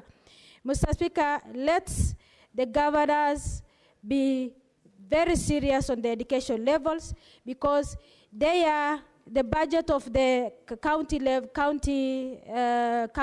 Mr. Speaker, is the second highest budget in counties, Mr. Speaker. The first one is education, health. The second one is education. Mr. Speaker, they are so mind on the bursary issues, but they are not attentive on the infrastructure, on CDs. Senator Mwinyi Haji Mohamed Faki. Asante Mheshimiwa Spika kwa kunipa fursa hii kuchangia taarifa ambayo imeletwa bungeni na Senator Khalwale kuhusiana na kucheleweshwa kwa kumalizika kwa miradi kadha wa kadha katika kaunti ya Bungoma. Mheshimiwa Spika, hili sasa limekuwa ni donora sugu katika kaunti nyingi ambapo utapata magavana wanaoingia ofisini wanapuuza miradi ambayo ilianzwa na magavana waliotangulia. Kwa mfano, Mheshimiwa Spika, kule kwetu Mombasa kuna miradi kadha wa kadha mingine ya ECD ambayo hivi majuzi tuliizuru tukiwa na mwenyekiti wa kamati ya elimu ya bunge hili. Tulizuru ECD ya Kengeleni, Mheshimiwa Spika, ambayo ilianzwa kutoka mwaka 2016.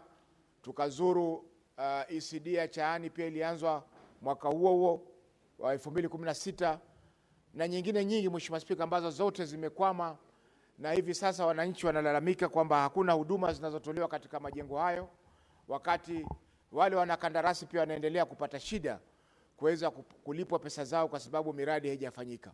Mheshimiwa Spika, tuliona pia katika maeneo ya Likoni, Shonda, kuna hospitali ambayo ilianzishwa na ikakamilika kabisa, lakini mpaka sasa, Mheshimiwa Spika, haijafanya chochote, wakati wananchi wanapata shida maeneo ya Likoni kupata huduma za afya kwa sababu zahanati na hospitali zilizoko pale hazitoshi.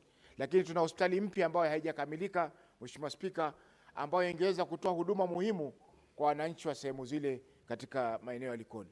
Kwa hiyo, Mheshimiwa Spika, ningesema kwamba hii kamati ya ugatuzi, yani devolution, isikomee Kakamega, ivae njuga na itembelee kaunti zote ili kuweza kuzuru miradi ambayo imekwama, ambayo fedha nyingi, Mheshimiwa Spika, zimeweza kuingizwa katika miradi ile, wakati hakuna chochote kimeweza kupatikana kwa muda wote huu. Asante sana Mheshimiwa Spika. Senator Chelege Samson.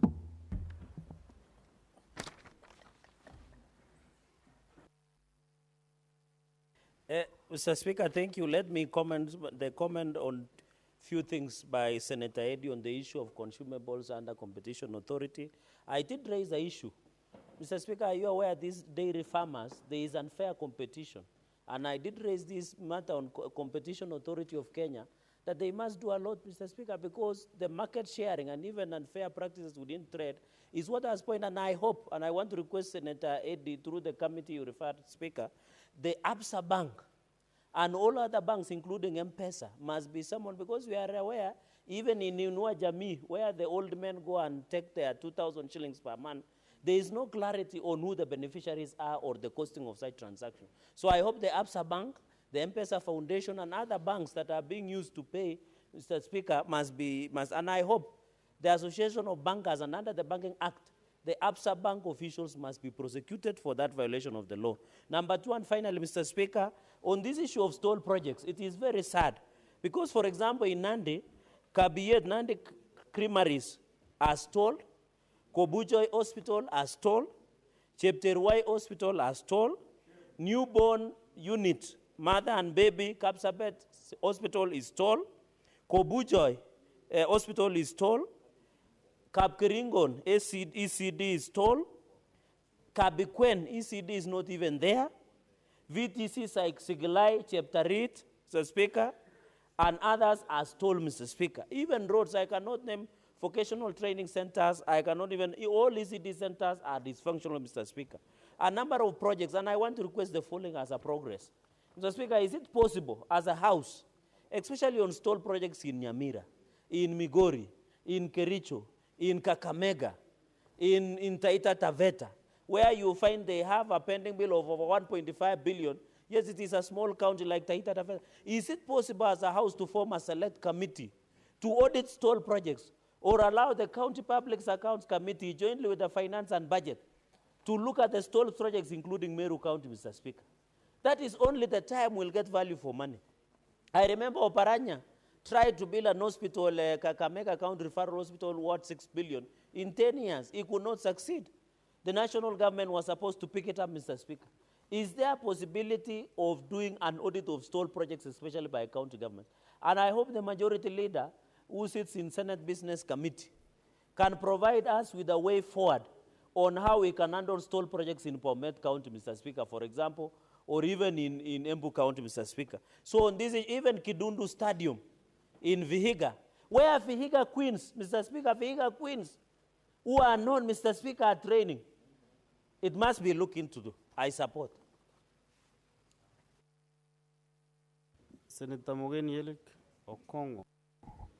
Mheshimiwa Spika, nasimama kuunga mkono hoja iliyowasilishwa na seneta wa jimbo la Migori, Seneta Eddie Oketch, kuhusu visa vya ulaghai kutoka mabenki, hasa hii benki ya Absa.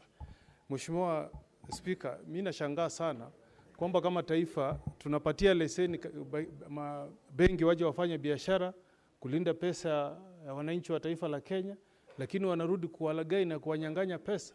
Itakuwaje Mheshimiwa Spika, mama kama huyu ambaye alikuwa amestaafu, pesa yake itoke kwa benki milioni 2.4, na inasemekana kwamba wale ambao wamehusika ni maafisa wa benki ya Absa. Mheshimiwa Spika, mimi ningeomba sisi kama nyumba ambayo inawakilisha wananchi wa taifa la Kenya, tuite huyu mkurugenzi aje hapa atueleze hivi visa ambavyo tumeanza kushuhudia, kwamba mtu akienda kwenye benki akitoa pesa, wale maafisa wanaofanya kwenye benki ndio wanapigia simu wakora. Juzi nimeona katika mkoa wa Magharibi, Mheshimiwa Spika, mtu ambaye alikuwa ni askari ameenda kwenye benki, ametoa pesa kwenda kulipa watu ambao wamefanyia kazi.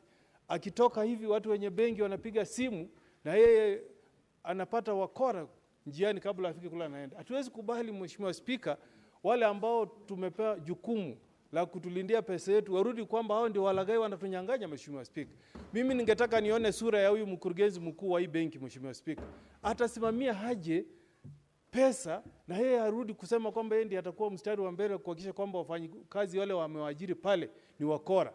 Tungejua yule ambaye alisababisha huyu mama Violet Akoth Nyatol kunyang'anywa pesa, bado yeye ni afisa bado kwenye ile benki ya Absa mpaka tunazungumza leo, kwa sababu kama yuko pale tunasema mwingine atanyang'anywa kesho. Kwani sisi tutakuwa ni nyumba ambayo tunapata visa vinahusu wa Kenya, tuwazungumza na hakuna hatua inachukuliwa. Mheshimiwa Spika, tumuite mkuu wa kitengo cha DCI aje hapa atueleze haya mambo tumesoma, kwa sababu mimi niko na ripoti nyingi sana nimesoma kwenye magazeti, watu ambao wakitoka kwenye benki wakiwa wametoa pesa, wale maafisa wa benki wanapiga simu wananyang'anywa pesa.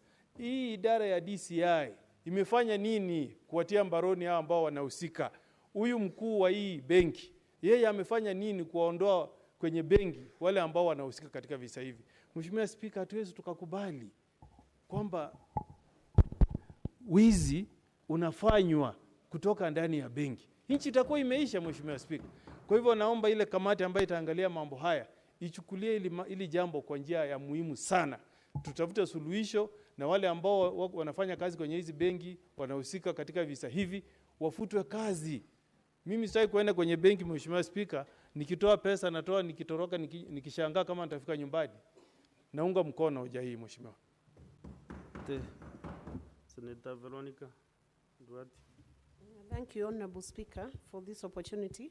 I want to support the statement by Senator Abbas Sheikh on the issue of the ECD centers in Wajir County. Honorable Speaker, the counties have been mandated to establish and set ECD centers across the 47 counties. One of the reasons why this statement is so crucial is because it is at the stage of ECD that children's cognitive attributes are developed, Honorable Speaker.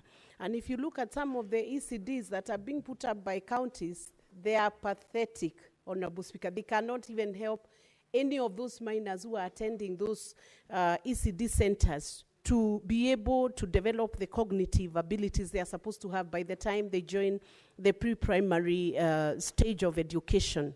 And while this right has been assured and resourced, such that the resources have been devolved to the counties, Honorable Speaker, they are doing a bad job. In fact, it is shocking that a county like Wajir, where children are very vulnerable, you will find that the governor or the county government has not even managed to roll out a basic feeding program. Even the porridge that counties are purporting to feed the children with, you'll find that in such a county they have not even made any arrangements for the feeding program, so that even when the child goes to school, he or she is not able to keep tabs with what they are being instructed on. So, Honorable Speaker, I support this statement, and I urge the committee, the education committee, to go even beyond what is provided for in this statement, to check what is the capacity of the instructors who are being sent to the ECD, who are being employed by the county governments?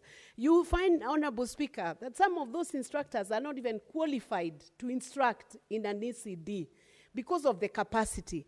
And the idea should be this capacity should be built so they are well-resourced to deliver on the mandate that they are given to handle our children at a very, very tender stage, Honorable Speaker. So I would urge the committee to ensure that they check the terms also that are being given to the instructors and the caregivers and the whole support system, the staff, the staff establishment that is serving these CCDs in the counties. What is their capacity and what terms are they being given? Honorable Speaker, the other day I went to the Education Committee as a friend of the Education Committee. I was really shocked to hear what some of the counties are paying the ECD teachers. And we are expecting them to deliver, to give the rights that these children are supposed to be having. And it is shocking that the capacity is wanting on some of the teachers. And yet also the facilities that have been offered by some of the counties, you find they've put up a basic structure. It doesn't even have furniture. And they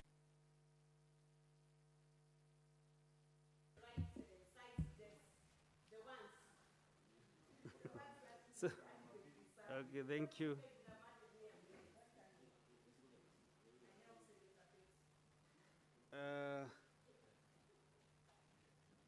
I declined the same request, so I'm really not able to do that, Senator Veronica. Next time I'll give you that favor. I know you are my good friend. Senator Ezena Lemaletian.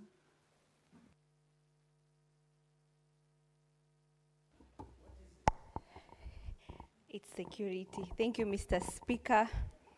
And I rise to support, to make my contributions on the statement on the killing of the Catholic bishop in Elgeyo Marakwet. Mr. Speaker, I first of all want to convey my condolences to the family and to the people of Elgeyo Marakwet. I also convey my sincerest condolences to my fellow members of the Catholic Church. And I know that there's a prerequisite for the Catholic priests and leaders of the church, having been proudly a member of the Catholic Church. And I honor them for being responsible for my education since attending boarding in Standard 3 up to high school, where I almost became a nun. I deeply honor them in my heart and in high regard. Mr. Speaker, for one, I want to applaud the Ministry of Interior for trying their best to silence the gun in the valleys in the north. I know I have been a loud voice in this house as far as security is concerned in the northern parts of the country. And for once, our people are trying to sleep in peace.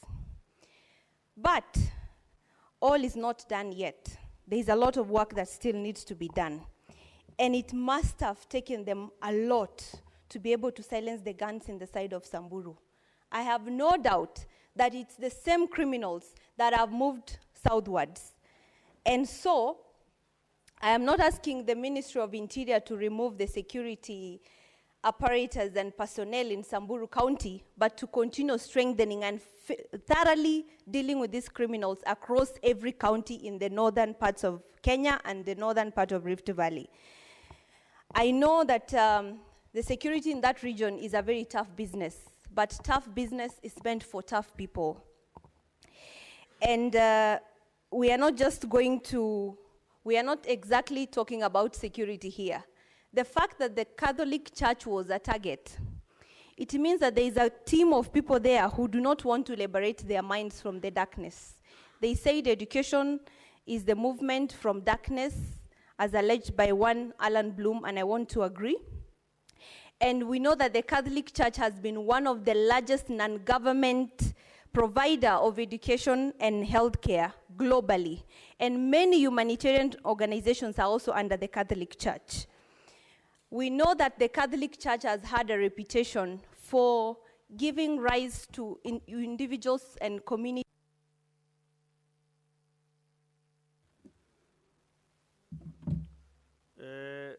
if you wait a bit longer, maybe after the next order, you might be able to get an opportunity to prosecute the issue.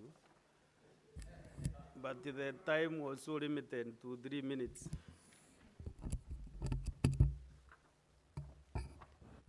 Honorable Senators, this communication was learned earlier, but unfortunately the teachers and the students were not sitting in the public gallery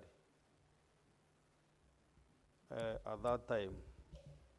I've confirmed now they are well settled, and I would want to acknowledge them in this manner. And I can see the Honorable Senator for Hembu is really keen on this. I would like to acknowledge in the presence, in the public gallery, this afternoon, the presence of visiting teachers and students from Kanywambora Boys High School in Embu County.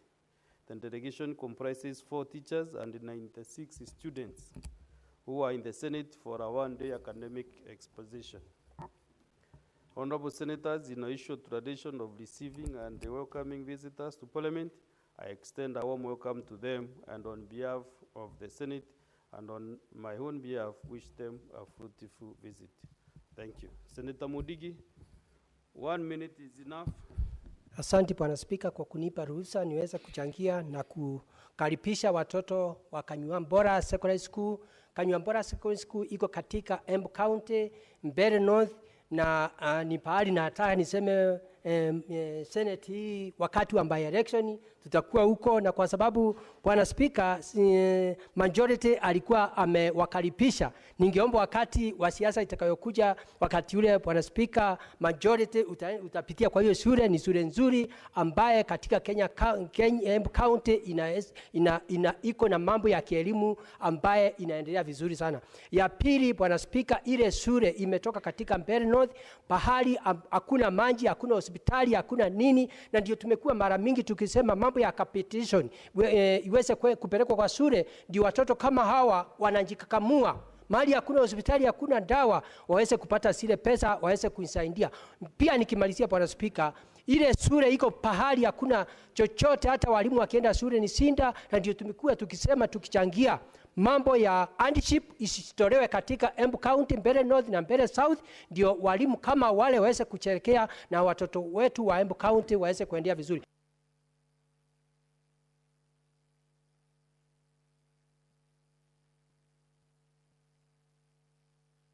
Bwana Spika, nasema ni asante. Mkirudi nyumbani, ningemuomba kama amutajielimisha na mambo mbaya, mambo ya pombe, mambo ya dawa ya kulevya, ni nyinyi mtakuwa maseneta, ninyi mtakuwa magavana, ninyi mtakuwa kama spika kama ule tuko naye katika siku ya leo. Asante Bwana Spika, nimewakaribisha. Senator Mundigi, umetangaza kwamba kuna marundio ya uchaguzi huko na hakuna taarifa imeletwa hapa kama kuna kiti ambacho kiko wazi. Kama umejiuzuru ama unapanga namna gani? Spika, hakutangazwa, lakini unajua kuna waziri alipatiwa kiti na kuna siku ile ambaye IMBC itatangazwa kutakuwa na by-election. Asante sana. Na ninajua majority atakuwa kule, na ninakuwa wewe majority kwa sababu uliongea mambo ya hii shule. Kama masaa 2 imepita utahudhuria ile shule. Asante. Next order, clerk.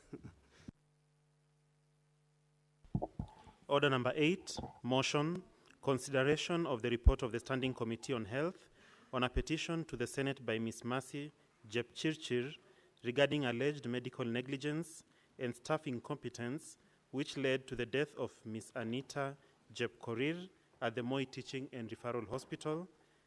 Resumption of debate interrupted on Wednesday, 28th May 2025, afternoon sitting.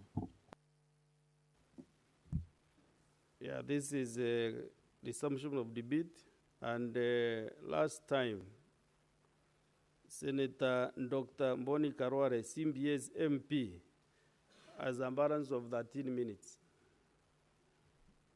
So if you want to utilize them, well and good. If we exhausted your points, then you can move on to any other senator interested to contribute. Honourable Speaker, I thank you for that latitude. But before I proceed from where I left, allow me also to join Senator Mundiki in welcoming these young people from Embu. Mr. Speaker, it pays respect to remind these young people that they come from a unique county, the county of Jeremiah Nyaga, one of the 15 members of the cabinet of President Kenyatta in 1963 who served this country without stealing a cent from public coffers. And it was therefore not by accident that he was inherited by his two sons, both of them who are my colleagues in this House, Senator Honorable John Nyaga and Honorable Norman Nyaga. Mr. Speaker, yesterday I left when I had just begun, and the difficulty I was having was to convince the House that this is a very delicate matter, a matter that is going to pronounce that a doctor was negligent and therefore responsible for the death of young Anita Chepkorir. It is so delicate that we must understand. We must understand that to find a doctor negligent, it is not just by knee-jerk. You must tick off boxes that when the patient went, was there misdiagnosis? In this case, Dr. Stephen actually made the correct diagnosis. He made a diagnosis that there was a foreign object in the pulmonary system. So you can't indict him on that. Number two, was there failure to give treatment? Again, you cannot indict Dr. Stephen Ondigo on this because he actually gave the standard prescribed treatment for removal of a foreign body in the pulmonary system, Mr. Speaker. The third one is, was there surgical or anesthetic error? And this is an area where I want to agree with the committee that the Kenya Medical Practitioners and Dentist Council should establish whether the surgery that was offered by Dr. Stephen Ondigo and his team was accompanied with errors. Mr. Speaker, there is the question you have to answer when you are establishing negligence is whether the surgery that was done was necessary or unnecessary. On this one, again, you cannot indict Dr. Stephen Ondigo because the bronchoscopy that he did, followed by the subsequent thoracotomy that was carried out on poor little Anita, is the prescribed procedure that doctors use in the best international practices to retrieve a foreign object in the pulmonary system. Mr. Speaker, the fifth question we must respond to before we indict doctor is, were there any medication errors? Was a prescription made that should not have been made that could have caused the death of this child? Again, there's no evidence in this report showing that Dr. Stephen Ondigo made a wrong prescription. So you cannot indict him. Mr. Speaker, then finally, Mr. Speaker, on the issue. Yes, just a minute, Senator Mgatana, what is your point of order? Yes, Mr. Speaker, on a point of order, is and the Honorable Kalwale will come from very far, so it must be something. I need to be educated on this. Is it in order for you to say that Dr. Ondigo or Stephen Ondigo actually was okay and he was not professionally, and as you explained, and I'm not in that profession, so I need an explanation. Is it really correct to tell the House that he was competently performing these duties when in page 14 of the report, paragraph 19, if you look at it, Mheshimiwa, you see it say, consequently, the KMPDC directed MTHR and the medical doctor mentioned to with immediate effect to mediate with the estate of the late Miss Anita Jepkorir jointly with a view to making restitution and inform the council within 90 days. Further, the MTRH and Dr. Stephen Ondigo were fined 350,000 and 200,000 respectively.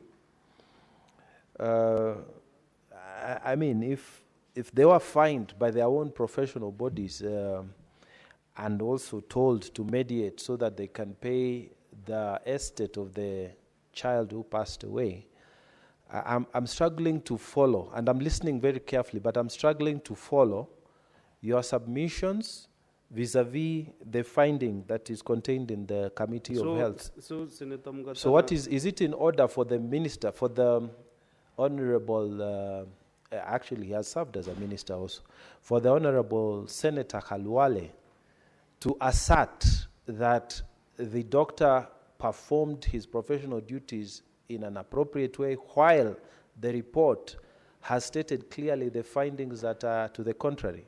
I submit, Mr. Speaker. maybe he is disagreeing with the report of the committee, which is also allowable in our standing orders. So, Senator Boni, Senator Mugatana wanted to be educated how you are now exonerating Dr. Stephen from that negligence which led to the death of Jepkorir. Thank you, Mr. Speaker. Mr. Speaker, my colleague with whom we joined this parliament the same day is running ahead of me. I'm building a case of giving Senate the stature of being a house of justice. I am showing where Dr. Stephen Ondigo got it right, and he missed to hear me when in my bullet number 3, I said the committee questioned whether there was surgical or anesthetic error. And if he had heard me, I said that I congratulate the Kenya Medical Practitioners and Dentist Council for giving the answer that suggests that Dr. Stephen Ondigo should be indicted on this score. And so that future generations that will read what we are doing today and make it a point of reference do not think that we are myopic academic dwarfs in this house who are not able to rise above the findings of the committee and not make it richer. So, Senator, you're quite right. I have exonerated him on several boxes, but indicted him on the box of the possible surgical and anesthetic error. Mr. Speaker, I would like to carry the distinguished senator from the Bokot community of Kenya from Tana River with me, because all factors remaining equal, probably when I'll be serving as president, he'll be the Chief Justice in my government. So our futures are very bright, Mr. Speaker. Mr. Speaker, does somebody have any doubt about those two possibilities? I declare my presidential ambitions. Let me finish with Kakamega first. And I know because people killed Honorable Charles Ngonga were just the other day because they feared to face him for the position of governor. You don't know what these cowards walking on the streets can do to a promising son of the Republic of Kenya in the name of Dr. Boni Khalwale, MB, CHB, CBS. Doctor, can I continue? I wanted to intimidate the leader of the majority because he was looking at me with the jonjo-like eyes. Mr. Speaker, thank you very much. Having said this, Mr. Speaker, I want to join the committee and Parliament in general in extending my heartfelt condolences to the family of Anita. No patient should ever die in the hands of a doctor, in the hands of a medical practitioner. Mr. Speaker, it's unfortunate that little Anita lost her life. And I would be the last person to side with any medical practitioner who is incompetent. And I'll tell you, I've suffered this pain. My wife was giving birth to her first set of twins. And, Mr. Speaker, we got the first twin right. But the second twin, the medical team incompetently handled it. We have never taken it up to date. So I know what this family is going through, and I want to thank the committee for recommending that the family be compensated. Not that the compensation will return Anita to the family, but because it gives the impression to the family that somebody cares. Somebody would have loved that the child lives on and on, Mr. Speaker. Mr. Speaker, having said that, allow me to lean now on the professional side of this hospital. The recommendations made in respect of this hospital, Mr. Speaker, some of them are superfluous. Who told you that Moi Teaching and Referral Hospital, one of the most respected hospitals in Africa, does not have the protocols that you are recommending here? This is superfluous. You want to give the impression that Moi Teaching and Referral Hospital is a place where you find quacks, is a place where the administrators are not competent. That is not true. I want to defend Moi Teaching and Referral Hospital. There are a lot of my former classmates, both at Kakamega High School, at the University of Nairobi and the medical school, who are professors at this institution, including Professor Stanley Ominde Khainga, who are extremely competent, who are not only just professors in this university, but, Mr. Speaker, they serve as external examiners, because I can see Mungatana in the house, I can see Mwalimu Maruma is in the house, I can see Omugeni is in the house, I can see Senator Aaron Girod, leader of majority, is in the house, both men of academic letters. They understand what it means for a professor to be made a visiting examiner. They go and supervise exams in Glasgow, in John Hopkins School of Medicine in the US, in Lagos, in Makerere, in Dar es Salaam, because of the high standard. So this superfluous recommendation should be actually expunged so that we uphold the status of Moi Teaching and Referral Hospital. Mr. Speaker, as I appeal to the family to struggle with the grieving that they are going on and bear with the medical profession, the first thing that we do before we are released as doctors is we take the Hippocratic Oath. Mr. Speaker, the Hippocratic Oath makes sure that thou shalt not knowingly cause the death of a patient. And therefore, any patient dying is not usually because of malice on the part of the doctor or incompetence, because, as they say in medical schools, doctors treat, but the Lord Almighty cures the patient. Mr. Speaker, I tell you, I have seen things in my 30 years plus of practice of medicine. Mr. Speaker, the light is up. With those many remarks, I support with proposals that we amend the report. Next is Senator Mariam Sheikh Omar. Thank you, Mr. Speaker, for giving me this opportunity.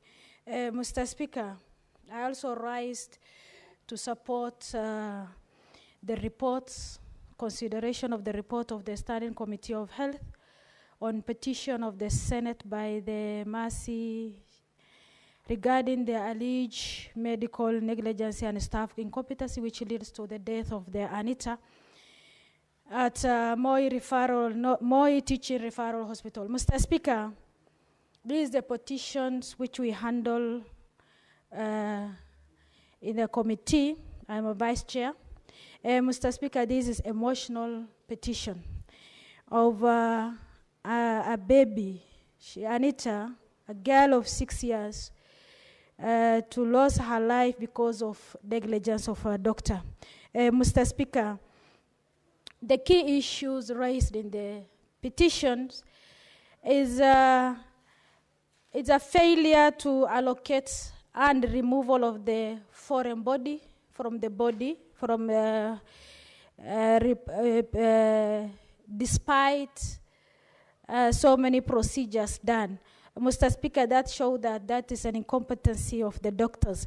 Mr. Speaker, as a committee also, we undertook thorough inquiry on the matter raised with the hospital, that is Moi Teaching Referral Hospital, and the KMDPU, so that at least we come up with these reports. Mr. Speaker, in the petition, the committee faced frustrations, and the petitioner informed us that she faced frustrations from the hospital, that is Moi Referral Hospital, when she was sorted an information about the procedures and also the missing teeth, Mr. Speaker. She narrated how she was being asked to tear down her tone down so that the medical staffs and her daughter will be attended to. If not, if you don't tear your low down, your daughter will not be attended to. Mr. Speaker, this shows that collaboration, there is the collaboration between the hospitals and the KNDPU. It violates the principal confidentiality of the patient, Mr. Speaker. I'm saying this because KMDPU shared the information of the patients to another person, so that there is enhancement and mishandling by the KMDPU for the investigation of this when we are doing this investigation. Mr. Speaker, with this we also find that, Mr. Speaker, when things happen, when this negligence happen, the patient normally goes to KMDPU for investigations. Mr. Speaker, if the KMDPU allegedly, which is they support the medical negligence, and also they also mismanage and fail to follow up the case, Mr. Speaker, very elegantly. That showed that the subject of humiliations and harassment and intimidation by the individual of KMDPU. Mr. Speaker, in this case, the Mama Mercy also identified, even she has named those people in the KMDPU that humiliate her and harass her. So I am calling upon the KMDPU to deal with those individuals so that these things will not come back again. Mr. Speaker, we also find out that there is also a review of our medical education, Mr. Speaker. Why I'm saying that, Mr. Speaker, since we have dealt with so many negligence, one is Mama Lucy, the other one is Kiambu, there is also one in Kenyatta National Hospital. Mr. Speaker, there is one of Kirinyaga, baby Ridwan, who was misdiagnosed and his fingers was amputated. Later on, he's passed away. Mr. Speaker, this shows that we need to review the professional ethics, our medical professional ethics, Mr. Speaker. Because what we are taught in our education level on medicals is not what is happening on the ground, Mr. Speaker. If at all we have such kind of professionals and ethics education properly, these will have not happened, these issues of negligence, Mr. Speaker. Mr. Speaker, we also recommend so many things, and Mr. Speaker, we encourage that the family of the Mercy, that is the baby Anita, she must be compensated. It means that we compensate for negligence caused by the Negligence Act, both the medical practitioners, that is doctors, and the hospital from the medical indemnity insurance, Mr. Speaker. Mr. Speaker, the committee also recommend that with the table of this report, Mr. Speaker, the committee recommend that Moi Referral Hospital will not do any procedurals without supervision of, Mr. Speaker, the professionals, qualified medical specialists, Mr. Speaker. Mr. Speaker, we also recommend that within 3 months of the tabling of this report, issues to write to the medical practitioners involving an ultimate death of the Anita, Mr. Speaker, to investigate the professional conduct of the officer in its legal department, that is Ninkem DPU, that she has even named the names. I cannot remember the name. She has named the name so that they will now, professional misconduct the investigation must be done on the mishandling of mismanagement and delay investigation, Mr. Speaker. Mr. Speaker, we also recommend that, Mr. Speaker, we also recommend that we create the KMDPU to create a formal patient advocacy program within the health facility, Mr. Speaker. In fact, if they recommend this and if they implement this, Mr. Speaker, these issues of negligence cannot be coming up every now and then, Mr. Speaker. This will also assist the family to navigate the complaints and grievance related to the medical care, Mr. Speaker.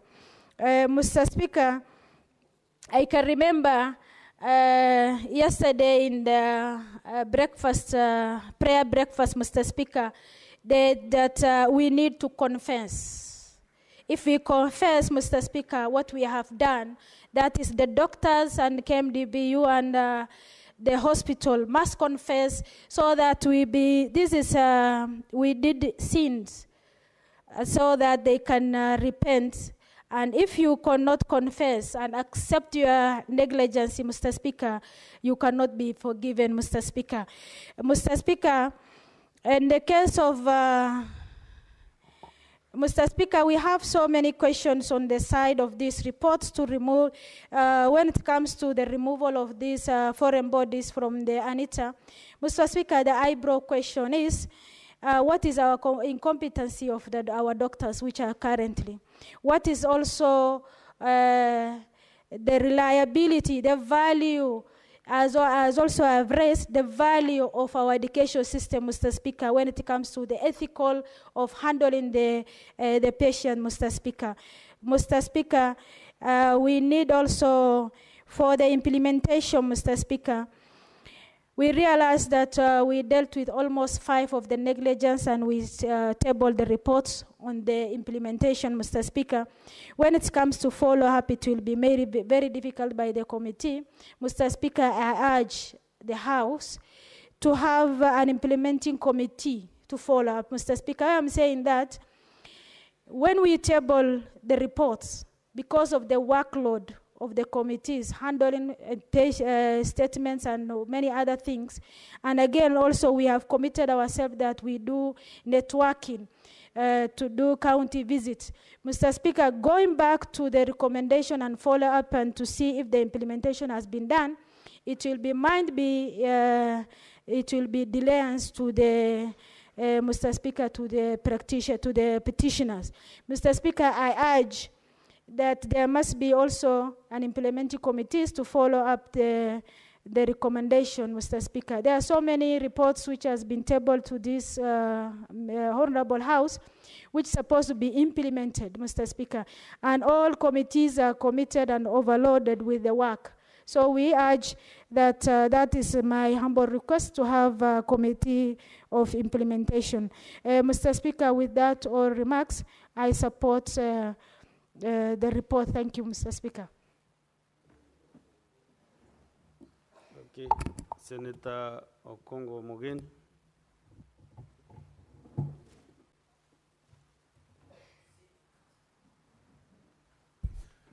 Yeah.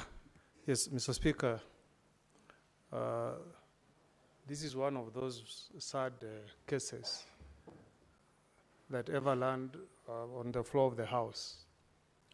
When you listen to the horrendous story of this young girl, 6-year-old Anita Jebkorir, you feel for her, you feel for the parents. When you go to a hospital, especially a hospital of repute like Moi Teaching Referral Hospital, you expect nothing but to receive the best professional care you can ever receive. So I first want to really pass my condolences to the mother and the other family members of this young girl who lost her life in circumstances that, even though I'm not a doctor, should not have led to a loss of life. But as it were, it happened, and the best we can do is to say our condolences to the family and thank the committee for what they have done, at least to give some little comfort to the family, if not for anything else, but to demonstrate that the Senate of the Republic of Kenya cares, and that we have gone to the root of this matter just to see what may have gone wrong. I also want to believe that whatever may have happened, Dr. Stephen Ondigo did all that he could to try and save the life of this young girl. So I really hope that the recommendations that the committee has put forth will be followed by Moi Teaching and Referral Hospital, so that in future, Mr. Speaker, we don't witness loss of life. Because I've gone through the report, Mr. Speaker, and at some stage, the negligence is attributed to the fact that lead consultants were not called in to assist the team of doctors that were trying to save this young girl.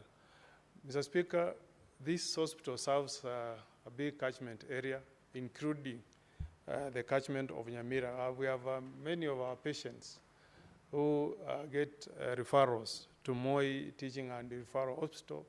So I really hope that this is kind of a wake-up call to the hospital to try and up the game and give the best professional care it can. Having said that, Mr. Speaker, there are a few observations I want to make. I've read, Mr. Speaker, that the committee is recommending that the family should mediate with the hospital so that there is compensation and restitution. Mr. Speaker, if you have read through the report, the committee is saying that there was even an attempt by KMPDU to sabotage the commencement of investigations. In fact, Mr. Speaker, a very adverse recommendation has been made that administrative and disciplinary action should be taken to some professionals in the legal department. Now, I'm wondering, when you compare the positions of the two parties, one is from a very weak bargaining point. The other one, you want to inform me? If the Speaker allows you. The other one, I have no problem. Actually, the Speaker has no issue with the information. Okay, it is you to allow, to accept the... This is a solemn matter, and I hope you will inform me on a serious, Go ahead, serious Senator issues. Mr. Speaker, I heard the senior counsel talking about KMPDU as under Section 20 on medical dentists and practicing union. The people who listen to the disciplinary measures are Kenya Medical Practicing and Dentist Council. The other one union is the union. So that is the information I want just to share with the sovereign of Nyamira County.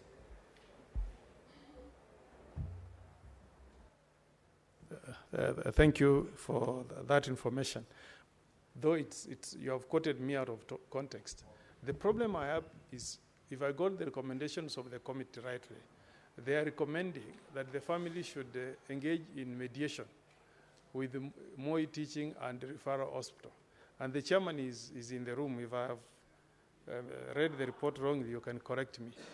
So I don't know, Mr. Speaker, why didn't we come out clearly and say that the hospital is to blame, we hold it liable, and we make a recommendation that they should proceed to compensate the family, failure of which the family should move to court. Because I know we have a limitation of how far we can go, but to say that this poor mother should go back to Moi Teaching and Referral, and then you tell them to mediate, I think we are putting somebody on a very weak standing to negotiate with a heavyweight.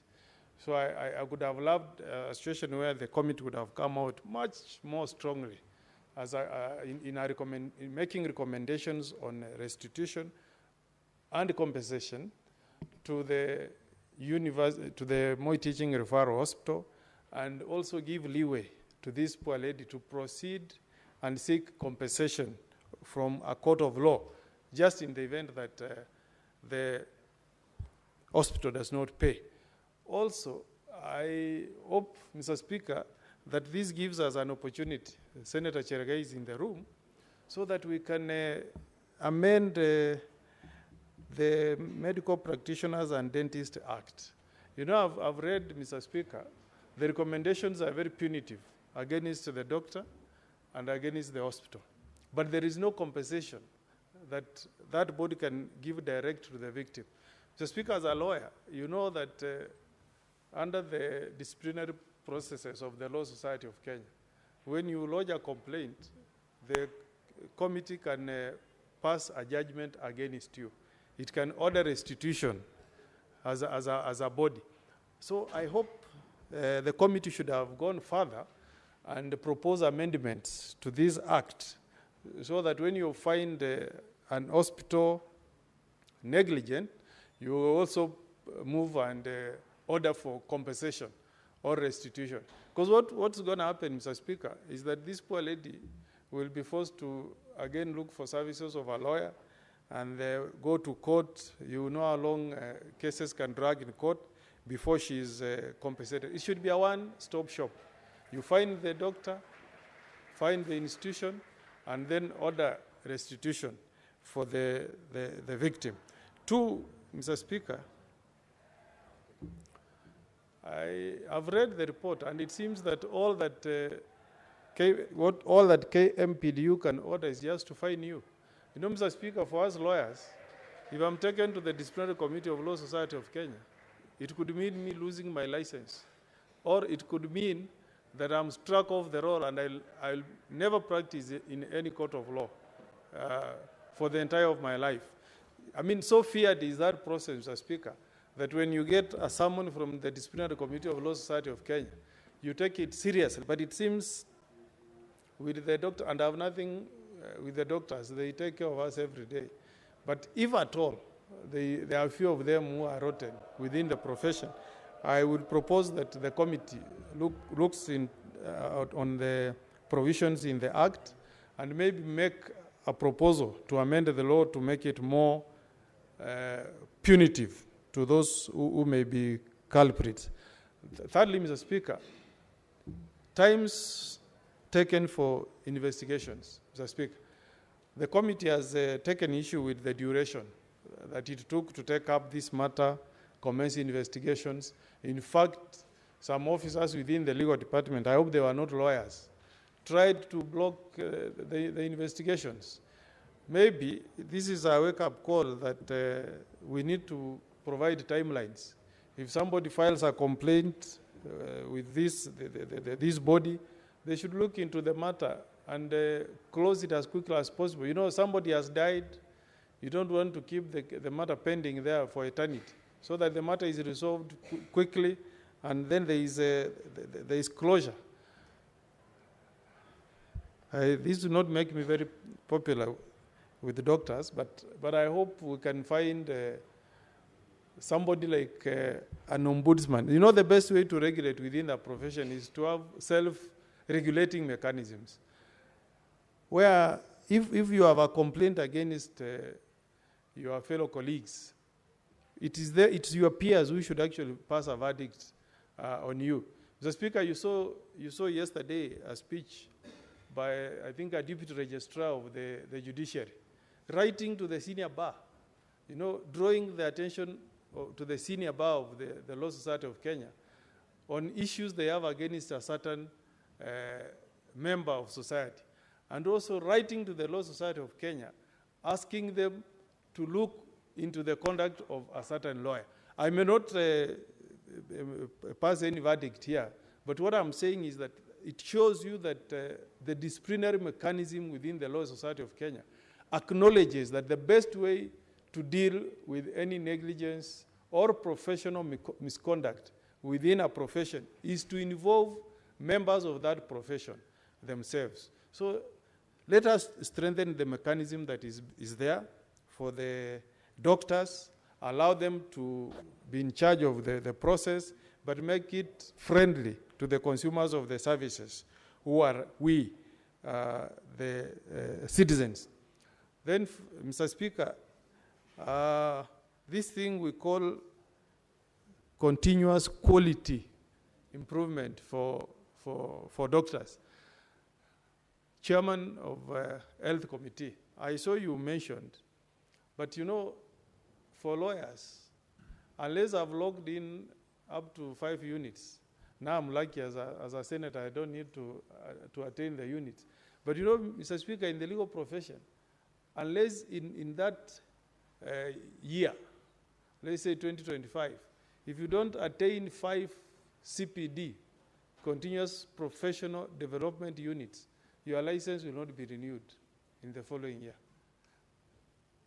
So you must ensure that you attend some trainings in that particular year, log in up to 5 units, then you will be eligible for renewal of your license the next year.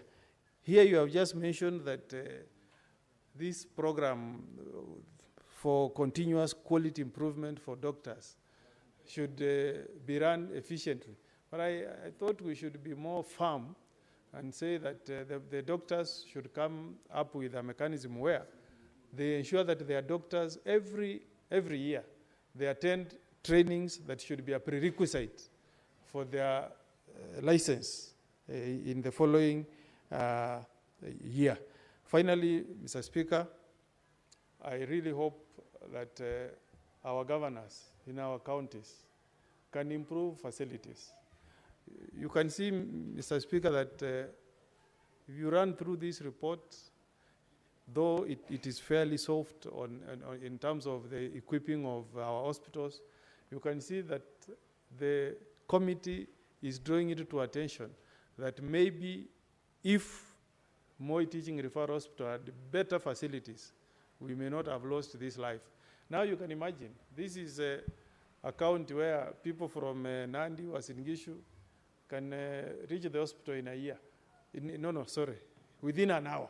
Now, Mr. Speaker, imagine a referral from Nyamira to Moi, because the closest we have been having of a referral hospital for that region is Moi. Now, because of broad-based, I'm told Jaramogi Oginga Odinga is also going to be a referral, Mr. Speaker. We have been pitching for Kisii Teaching Referral Hospital to also get an upgrade, Mr. Speaker, so that if you have cases like this, we don't have to travel all the way to Eldoret, all the way. Senator Kongo Mugeni, there is a point of order from Senator Mandago. Senator? Honorable Speaker, actually I wanted to say point of information. Jaramogi Oginga Odinga Referral Hospital is not being upgraded because of broad-based, but they actually made an application, and this committee, after visiting Kisumu County, Vihiga County, and Siaya, Honorable Speaker, plus Kisii, we recommended on the motion of the county government of Kisumu. I would urge the senator for Nyamira to ask the governor for Kisii and Nyamira to actually make an application so that Kisii can also be upgraded to a national referral hospital. And I agree with Senator Omogeni. Kisii should be upgraded to a national referral facility. Thank you, Honorable Speaker. Okay, Senator Omogeni. Yeah, thank you, Mr. Speaker. That's good information from Senator Mandago, but he's not also well informed on the happenings. Mr. Speaker, the Kisii County government made this request ahead of Jaramogi Oginga Odinga. I was with the chair of health as a member of the committee when that request was made in Kisumu. But somehow, Mr. Speaker, we have been bypassed. I just saw the other day that Jaramogi Oginga Odinga has been given those status, and Kisii region has been left behind.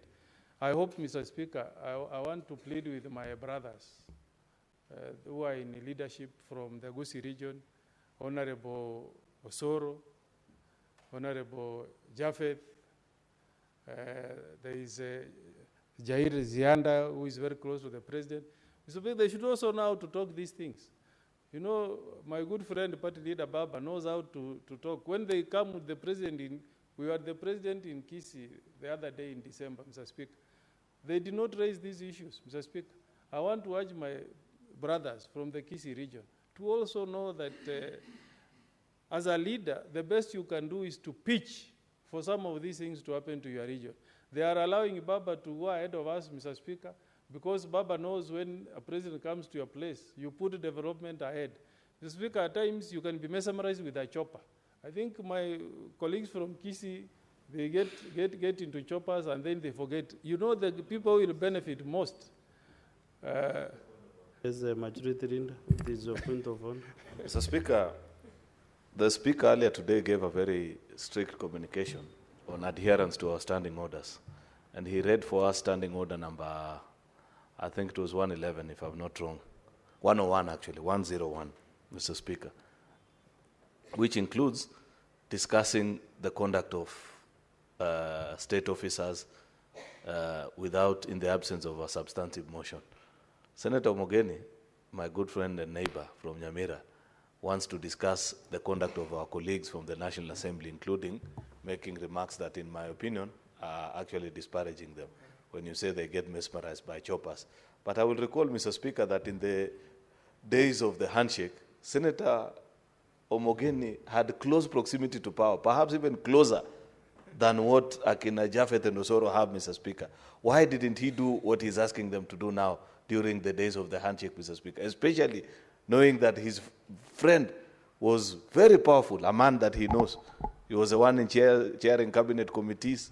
Therefore, I think before criticizing Osoro and company, you should first apologize to the Omogusi nation and say that, don't be like me. I forgot last time. Do better than myself. Then, Mr. Speaker, maybe we can have a conversation. Yes, Senator Chalgi. Mr. Speaker, Senator Jerion should not There is mislead. another point of order from Senator Chalgi. Mr. Speaker, I rise as per standing order 101 on the Senate standing orders on the content of speech. If Honorable Senator Senior Counsel Okongo Mugeni want to discuss the role of members of parliament from Omugusi, he knows that he should come with a substantive motion. And even if it was a fair comment, Mr. Speaker, he has made it in bad faith. Even if it was a fair comment by saying they are being mesmerized by a chopper or helicopters, Mr. Speaker, is it fair to the members of parliament? And we know very well that... That's the same point of order that was raised by the majority leader. Yes, I just want to finish, Speaker, just 30 seconds. So is it, and also is it fair, Mr. Speaker, on accuracy of fact, that to get development in this country, it should be behaved like handouts where you go and pitch? I thought he knows as a member of parliament, he's the one doing budget.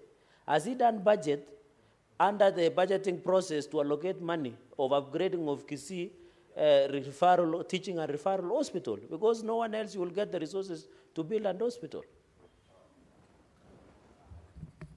Senator Oelik Yes. Momugeni, can you conclude? Yes, first, You Mr. are now on Speaker, the end.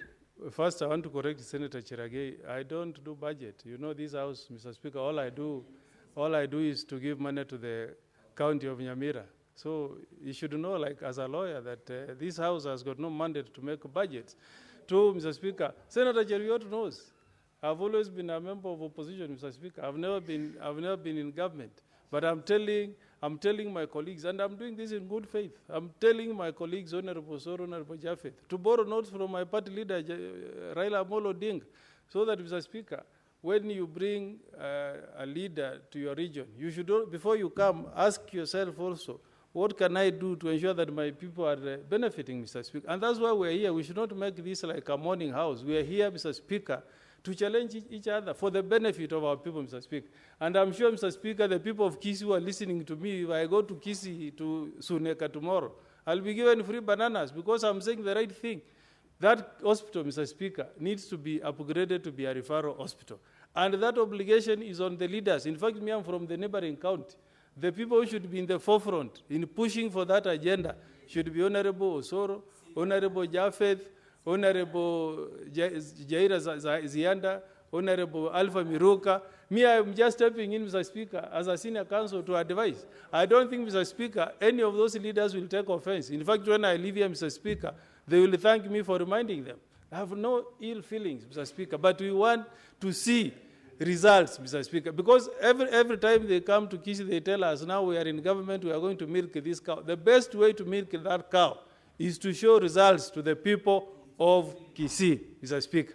That's what we want, Mr. Speaker, to see from our leaders from Kisii region. Why should we be traveling all the way to Moi Teaching Referral Hospital, Mr. Speaker? Why? And we have, Osoro is our whip. He can whip members of National Assembly to put enough budget to upgrade that hospital, Mr. Speaker.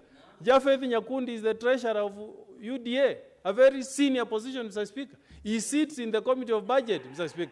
So,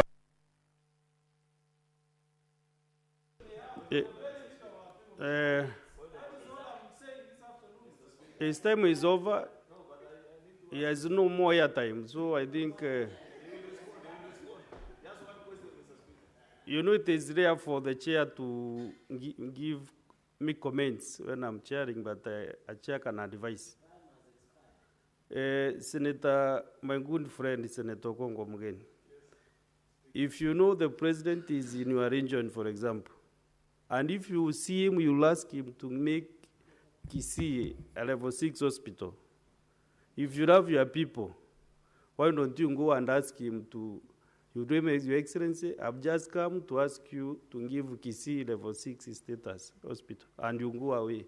Why don't you do that? Because that is not being partisan. Yeah. Now let's go to Senator Danson Mungatana. Thank you, Mr. Speaker. Mr. Speaker, I want first of all... Okay, just a minute, Senator Mungatana. Yes. Oh, sorry. I will give the communication, but let me hear what the majority wants to say. Within 1 minute, kindly. And I request the school not to leave the... Senator Omogeni evaded everything that I asked him. Because in his logic, he said, first he has denied that he was never a prominent member of the handshake government, something that we know very well here. Because I know how powerful he was. But then, if that is a logic, I wanted to ask him, the chairperson of the cabinet subcommittee, the most powerful organ, Mr. Speaker, in the last administration, was a son of the Omogusi nation, a man that Senator Omogeni is now mesmerized about and says he wants to bring goodies home. Using the same logic that you want Japheth Nyakundi and Akina Osoro to apply, why was it difficult for him not to do it at that particular time, Mr. Speaker? That's a question I had asked him, but since he has chosen not to respond, I will let it slide. Just leave it. Senator Amboni, what clarification from who? From Senator Okongo Mugeni? And he's not on the floor. No. Clarification from the chair. Clarification from the chair, not Omugeni. Waja kaya na madeni yake. Mr. Speaker, I would like you to clarify. I think I've lost you. I thought the highest platform of speaking to the state, speaking to the president, is Parliament. Why would you expect him to go back to some rally in the village? Mbone, Senator Mbone, you know you have just come in. You don't know the genesis of his, where we have come from. We have just come in. So first consult the answer.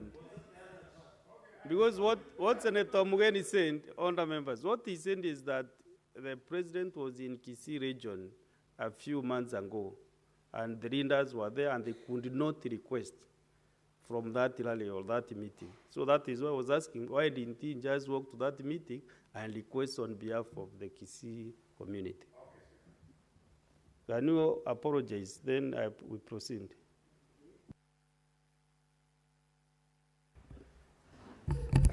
Mr. Speaker, I apologize for what? No, let us proceed. You know, this afternoon we are a bit easy so that we can get some good business here.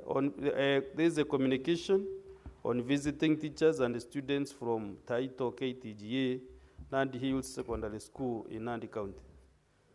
I would like to acknowledge, honorable senators, I would like to acknowledge the presence in the public gallery this afternoon of visiting teachers and students from Taito KTGA, Nandi Hills Secondary School in Nandi County.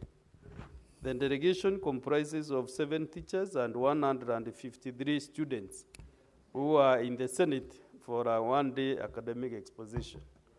Honorable senators, in our ancient tradition of receiving and welcoming visitors to Parliament, I extend a warm welcome to them, and on behalf of the Senate and on my own behalf, wish them a fruitful visit.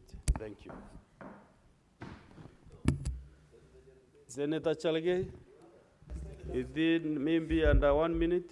Mr. Speaker, I want to join you and my colleagues to welcome wonderful schools, one of the best performing schools in Nandi Hills Sub-County, Taito KTGA Secondary School in Nandi Hills constituency in Nandi County. I'm told they are here on one-day learning experience. I'm happy that they have watched the real debate. I know sometimes they do pseudo debate, Mr. Speaker. Mr. Speaker, coincidentally, this is the school my late uncle, Kiryongi, Principal Kiryongi, taught until he passed on. So we have a special attachment to this school as a family, because this is where my uncle taught for very long. And I want to wish them all the best as you go back to the school, continue working hard. This, in the near future, you'll be the leaders of this house. You'll be the senators, governors, and I hope the visiting of this place, Mr. Speaker, in conclusion, will inspire them to be better leaders than all of us. And wish them safe journey home. And God bless you, and say hi to your parents and teachers. And tell them I'm working hard. I'm going for bigger things in future. Thank you. And maybe you have noted the numbers, 153. That's a very serious school. That can fill 153 students to the Senate. Senator Mugatana, you have the mic. Mr. Speaker. Mr. Speaker, first I want to take this opportunity to thank the chair of the Health Committee of the Senate, the Honorable Senator Mandago, together with his team, for the great work they have done in dealing with this matter that was very, very, very emotional to all of us. Mr. Speaker, I want to agree with the recommendation in support of this motion. Mr. Speaker, the one thing that has struck me about the death of Anita Jepkorir, first, before I proceed, I would want to give my heartfelt condolences to the family for losing their child at such a tender age.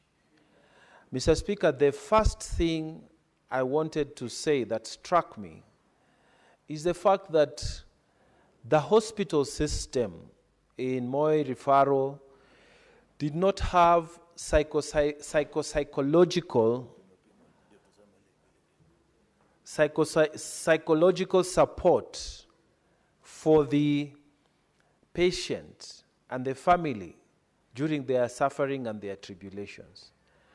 Mr. Speaker, the doctors are on this line, but there's nobody to support the family, nobody to support the relatives who are affected directly by decisions that you have to make at the theater and at the hospital. Mr. Speaker, something needs to be done, and I hope Honorable Senator, Chair for the committee will look into this.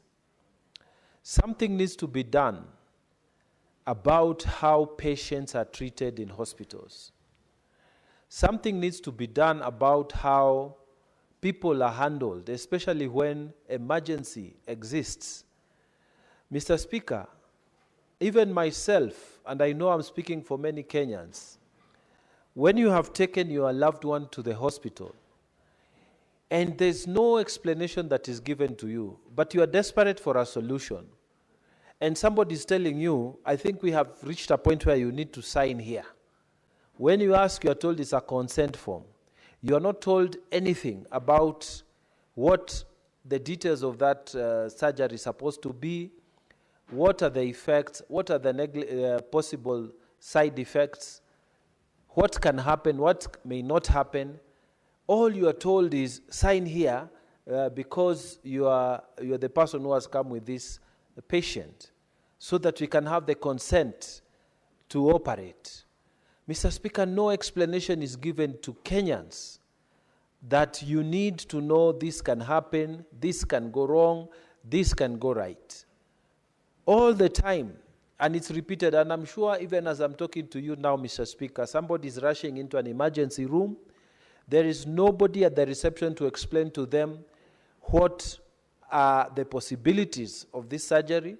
They're just told, sign here, and then a surgery takes place.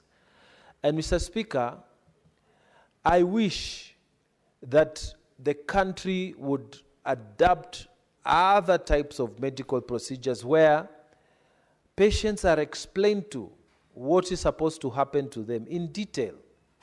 And this is not supposed to be done by a doctor. All these surgeons, Mr. Speaker, most of them are very tired people. Some of them stand for as long as 5, 6, 7 hours performing surgeries. And the only thing they have is tiredness. And then the same person is supposed to explain to a distraught relative that, you know, we have lost your patient. In fact, they don't say he has died. They say we have lost them, like something that just went away. Mr. Speaker, when somebody has died, there's need for a way to handle people in hospital. That is why we are saying this Anita Jepkorir should be an opportunity for us, should be an opportunity for the Ministry of Health to give guidance on what ought to happen when we lose a child, when we lose a person through medical procedure. Mr. Speaker, some of the patients are people who have been in the hospital for a long time, so maybe you have reasonable expectation that something, it could go either way. But some of the people, they walk into hospital fine, and then you are told, no, you have lost your relative. So, Mr. Speaker, there's need for serious support systems within all our hospitals, including our public and private hospitals.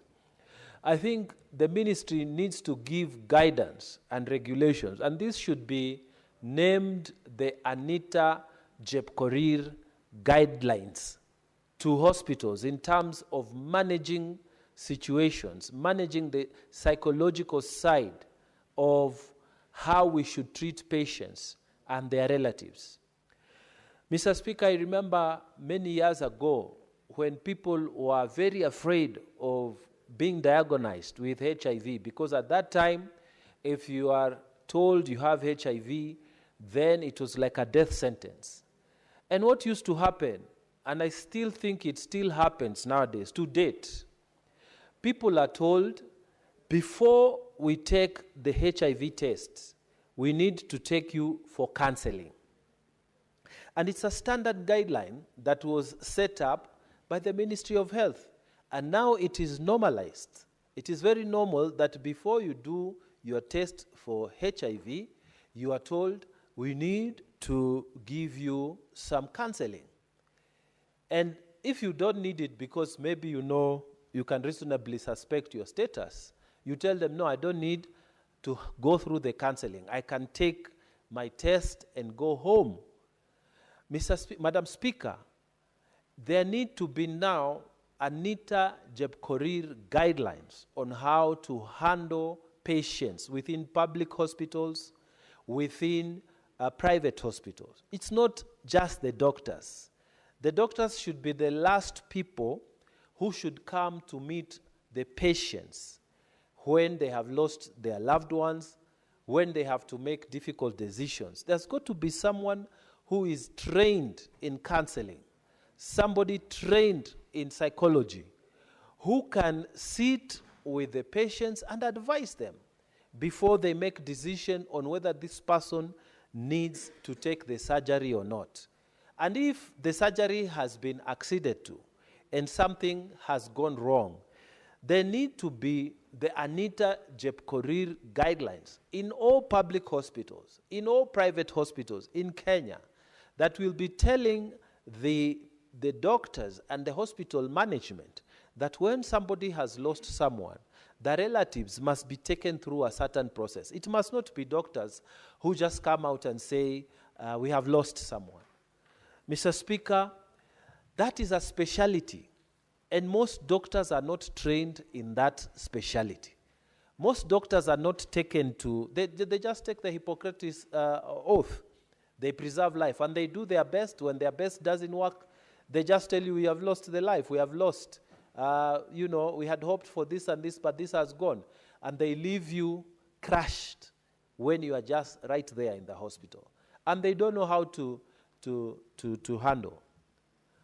Mr. Speaker, I still remember the time I was very early in the morning, and we had a bad situation about my late wife, my first wife. Mr. Speaker, nobody explained anything to me right there in the theater. And it was a good hospital. Nobody handles your psychology. Nobody tells you what you need to do, what you need.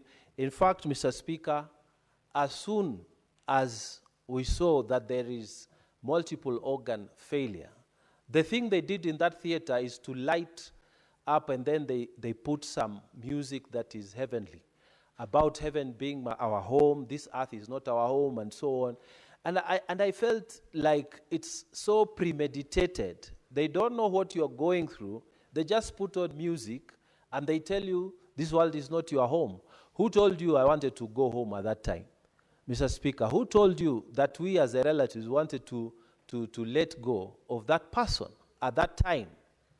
And then, Mr. Speaker, you are a relative.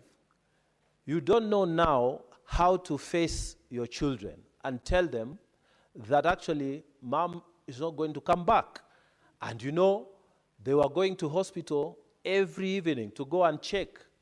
And Mr. Speaker, there is no, and this is a very good hospital, Mr. Speaker. There's no counseling procedures. There's nobody who tells you how to handle yourself.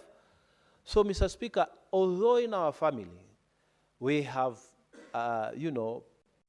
people in this medicine, and I have my younger brother is a very serious doctor of many, many years and many standing, I still feel that the ministry needs to come up with the Anita Jepkorir guidelines, because the parents here suffered serious psychological problems, serious, when they lost their child and nobody was there talking to them.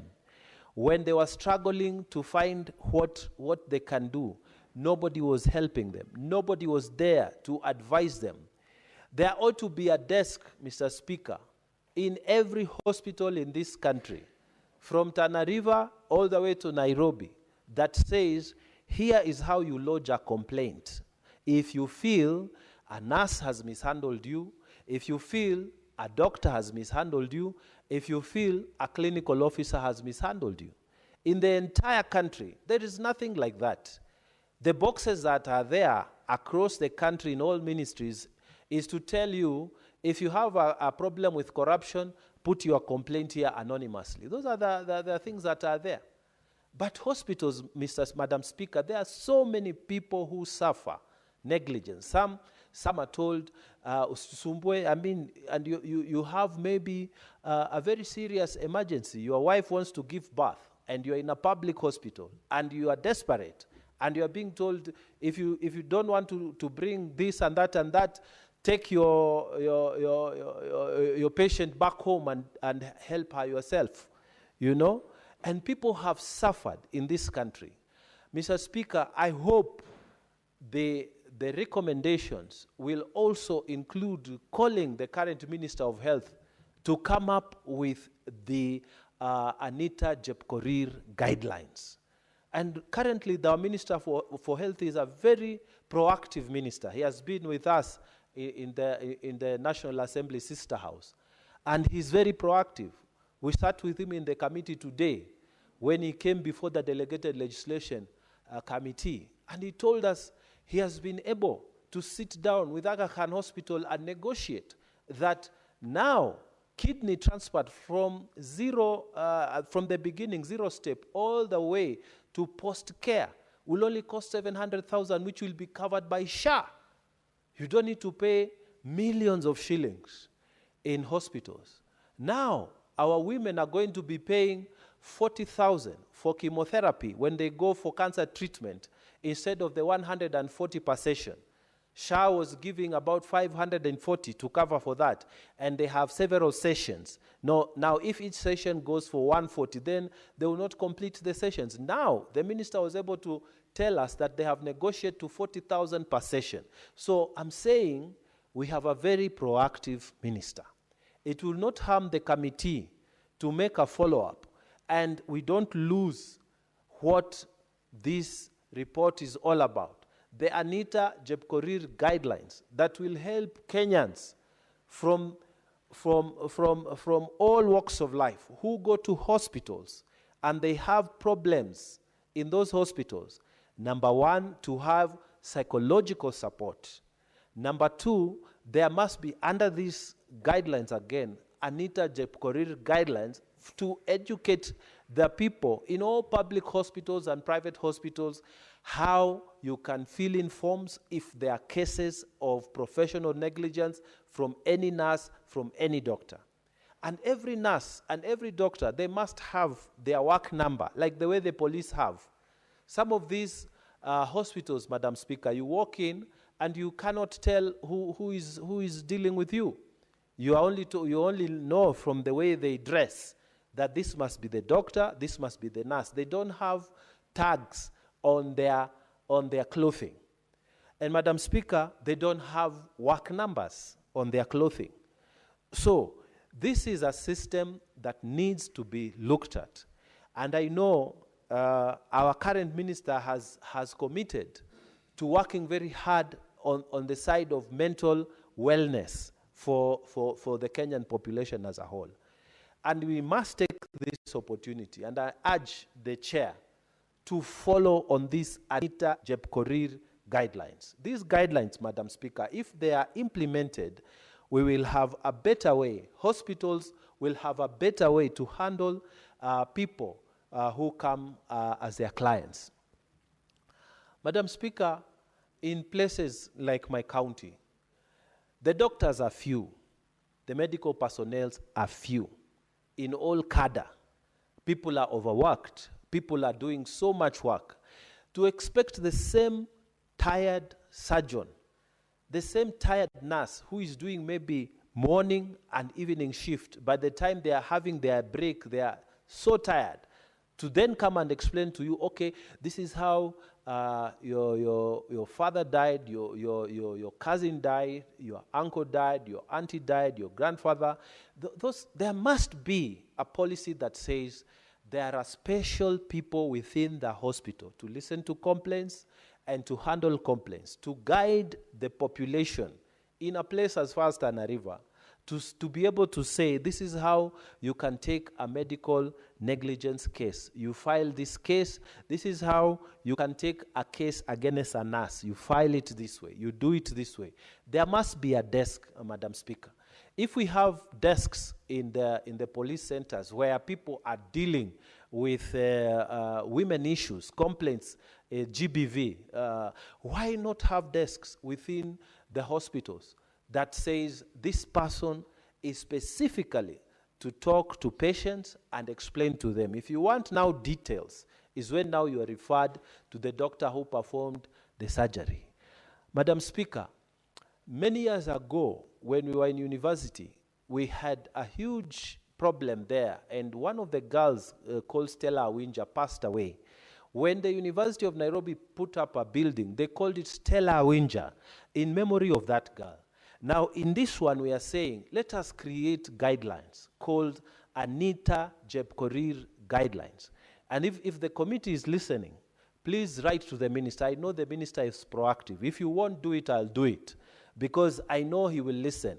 And this report, I know if it lands in his desk and you tell him to work on it, I know Honorable Duale will work on it, because we need to have a change. And also the director of medical services is not a very old person. He has been there now, I think it's maybe 1 year, if at most. So people who are new in ministry, they bring a lot of vigor. They want to make a mark. They want to make changes. And I think we have the right atmosphere to create the Anita Jepkorir guidelines to help patients to manage the results of whatever happens in the hospitals, and also to be able to file complaints to the medical bodies. Madam Speaker, with those many remarks, I beg to support this report. Thank you. Thank you, Senator Danson Mungatana. And sorry once again for the loss of your first wife, Mrs. Violet Wairimu Mungatana, whose mom also comes from my village. May she continue resting in peace. Senator Madago Jackson. Sorry, Senator Joyce Chepkoech. Asante sana Mheshimiwa Spika kwa kunipa nafasi hii pia kuchangia ripoti ya kamiti ya afya. Nikisema pongezi sana kwa kamiti kwa kazi nzuri ambayo wamefanya. Tukiongozwa na Mheshimiwa Mandego ambaye amekuwa governor la jimbo la Ukatuzi, na ningependa kusema anaielewa kwa undani kazi ya afya, kwa sababu hii ni moja ya ile kazi ambayo imepelekwa pale Ukatuzi. Ningependa kusema Mheshimiwa Spika ya kwamba watu wanapohudhuria hospitali wanaenda kwa sababu ya afya yao, na wako na haki ya kupewa matibabu inayofaa. Wako na haki kuangaliliwa shida zote kwa njia inayofaa na kutumia teknolojia inayofaa. Mheshimiwa Spika, sio haki kupoteza maisha. Na Chepkorir sio ni moja wa wale ambao wamepoteza maisha kwa njia isiyoeleweka. Ndiposa nimeamuka Mheshimiwa Spika kuweza kusema ya kwamba ni vizuri tuangalie changamoto ambayo tunapata kule mahospitali zetu za kaunti. Mheshimiwa Spika, tunajua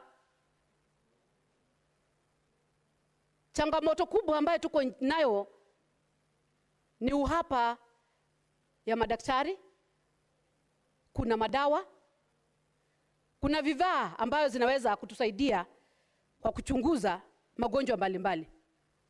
Na itakuwa ni kera kubwa sana wakati tunapoenda kutafuta matibabu na tunakoza ama tunaweza kupoteza maisha kwa njia isiyoeleweka. Mheshimiwa Spika, ningependa pia kuomba kamiti ya afya waweze kusunguka makaunti zetu wakiangalia huduma ambayo inatolewa pale mahospitali ambayo tuko nazo kule county.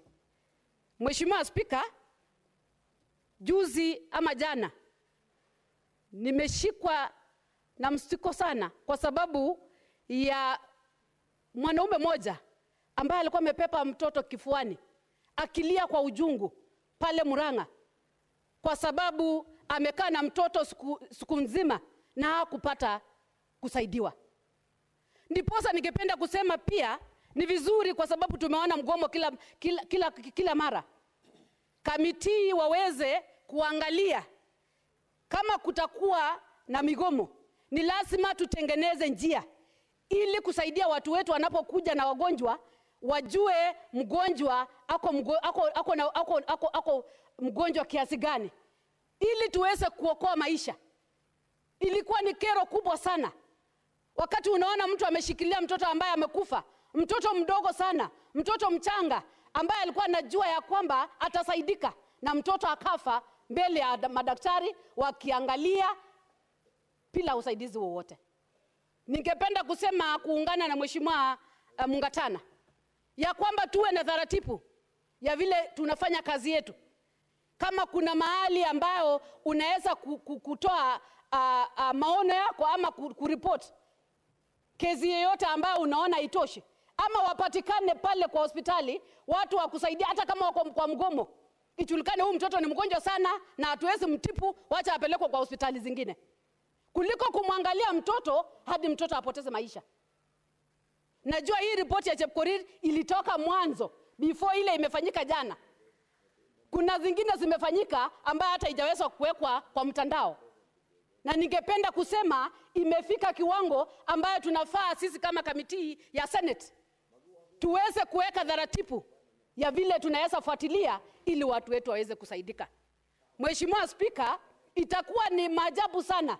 Tunatengeneza pesa, tunapitisha pesa hapa, inaenda kwa katuzi, inasemekana ni ya pesa ya mahospitali, na ufike pale hakuna hata madawa zile za kutuliza hata mauchungu. Mheshimiwa Spika, itakuwa ni aibu sana tukuwe na mahospitali ambaye madaktari nao hawalipi pesa kulingana na kazi yao. Ni lazima tuangalie upande zote mbili. Saa zingine tunaegemea upande wa madaktari tukisema ya kwamba wao wameachilia mtoto ama ameachilia mtu hadi akafa, na labda sisi wenyewe ama mahospitali ama viongozi ambao wanaongoza hizo counties hawajaleta vifaa ambazo zinaweza kusaidia madaktari ili watoe huduma zao, ama hawajaweza kulipwa pesa ambayo inawasaidia kuwapea motisha ili waendelee kutoa huduma yao. So ni lazima tuangalie, lazima tutilie maanani, ingawa hata kama hujalipwa vizuri, hakuna mtu ako na right ya kupoteza maisha ya binadamu. Hivyo basi, Mheshimiwa Spika, ningependa kusema maneno mengi ambayo yameandikwa na ripoti ya kwamba familia waweze kulipwa hiyo na kubaliana nayo, ingawa hata pesa yenye italipwa kwa hiyo familia itatoshana na uhai ya binadamu. Haitatoshana, Mheshimiwa Spika. Naona kamiti wamesema pia ripoti iletwe hapa bungeni vile wameweza kuwasiliana na familia. Pia bado itatosha, Mheshimiwa Spika, kwa sababu washapoteza mtu yao. Lakini ni ile tu njia ambayo itatusaidia kuhakikisha ya kwamba kuna utaratibu katika makaunti zetu, Mheshimiwa Spika. So singependa kusema mengi, ningependa tu kusema ya kwamba wacha tuendelee kuangalia kwa undani mambo ambayo yanatukumba kama serikali za ukatuzi, ili tuweze kushughulikia na kusaidia watu wetu wasiweze kupoteza maisha yao. Asanteni, Mheshimiwa Spika. I now call upon the mover of this motion, Senator Madego, to reply.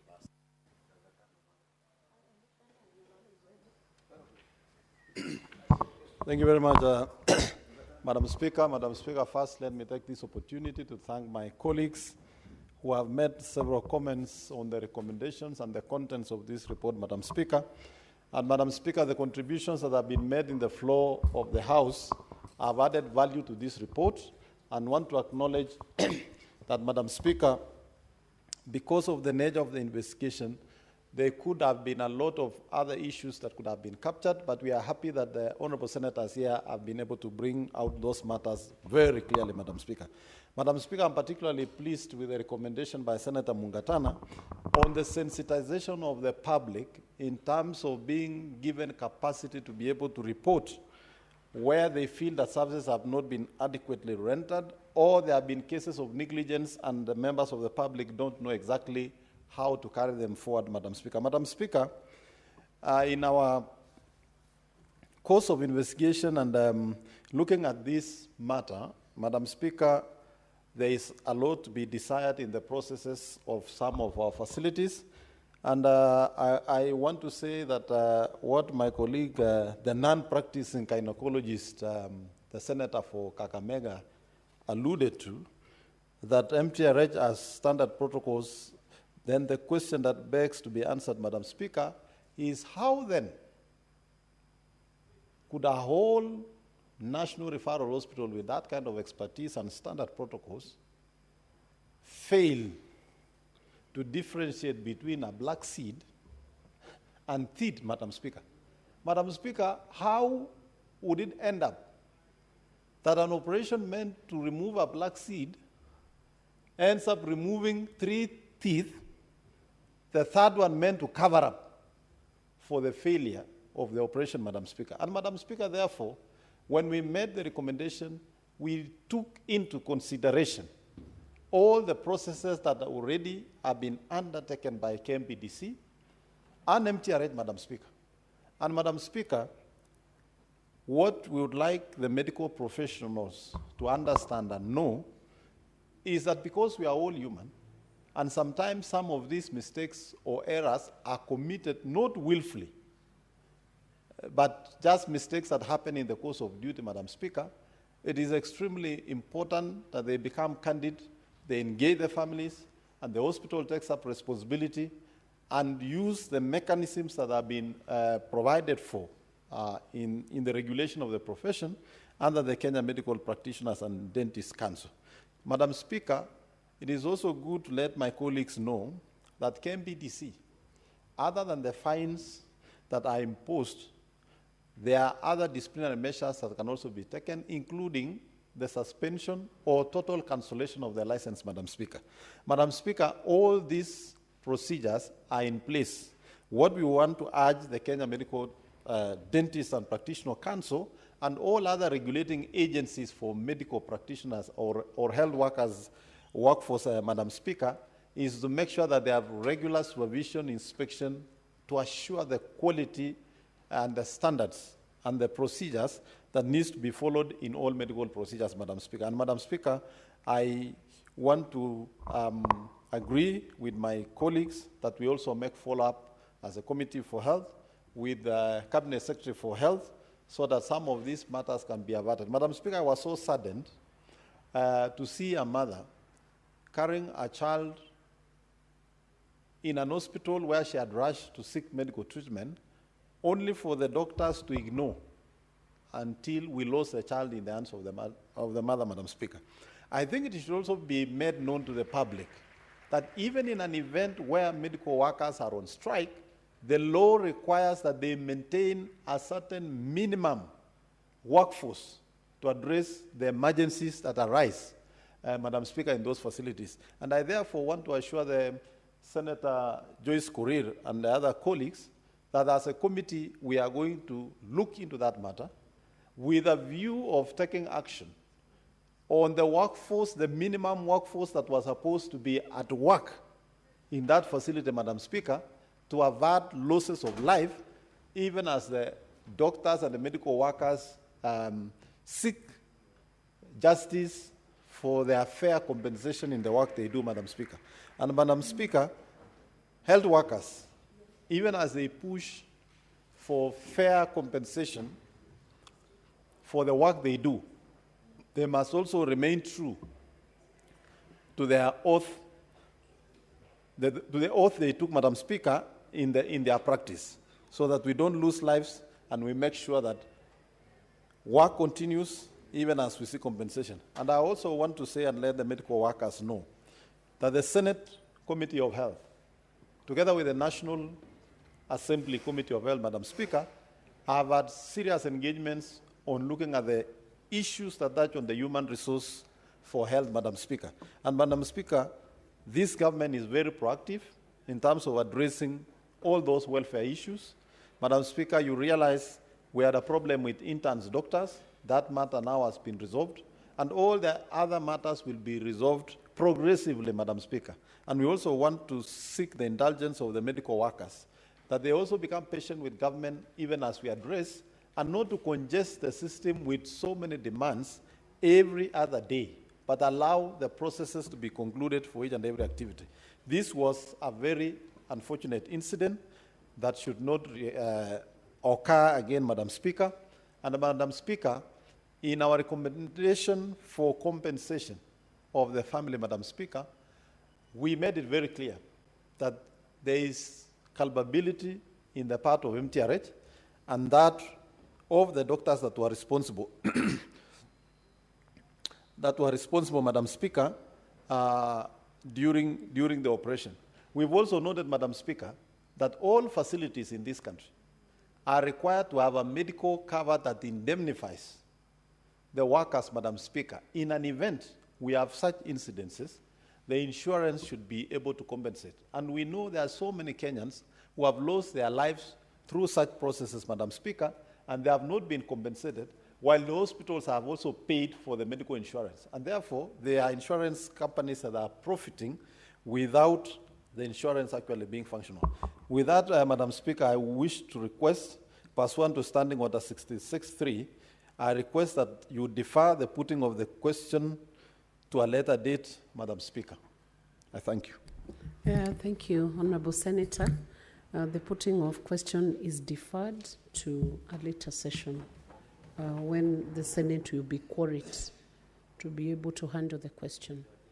We now reorganize the order paper, and I will ask the clerk to call out order number 20. Order number 20, the Business Laws Amendment Bill, Senate Bills number 51 of 2024, second reading. Majority Leader, Senator Arun Cheruiyot, Senator Kericho County. You may take the floor. Thank you. Thank you, Madam Speaker. Madam Speaker, I want to appreciate the opportunity to do this.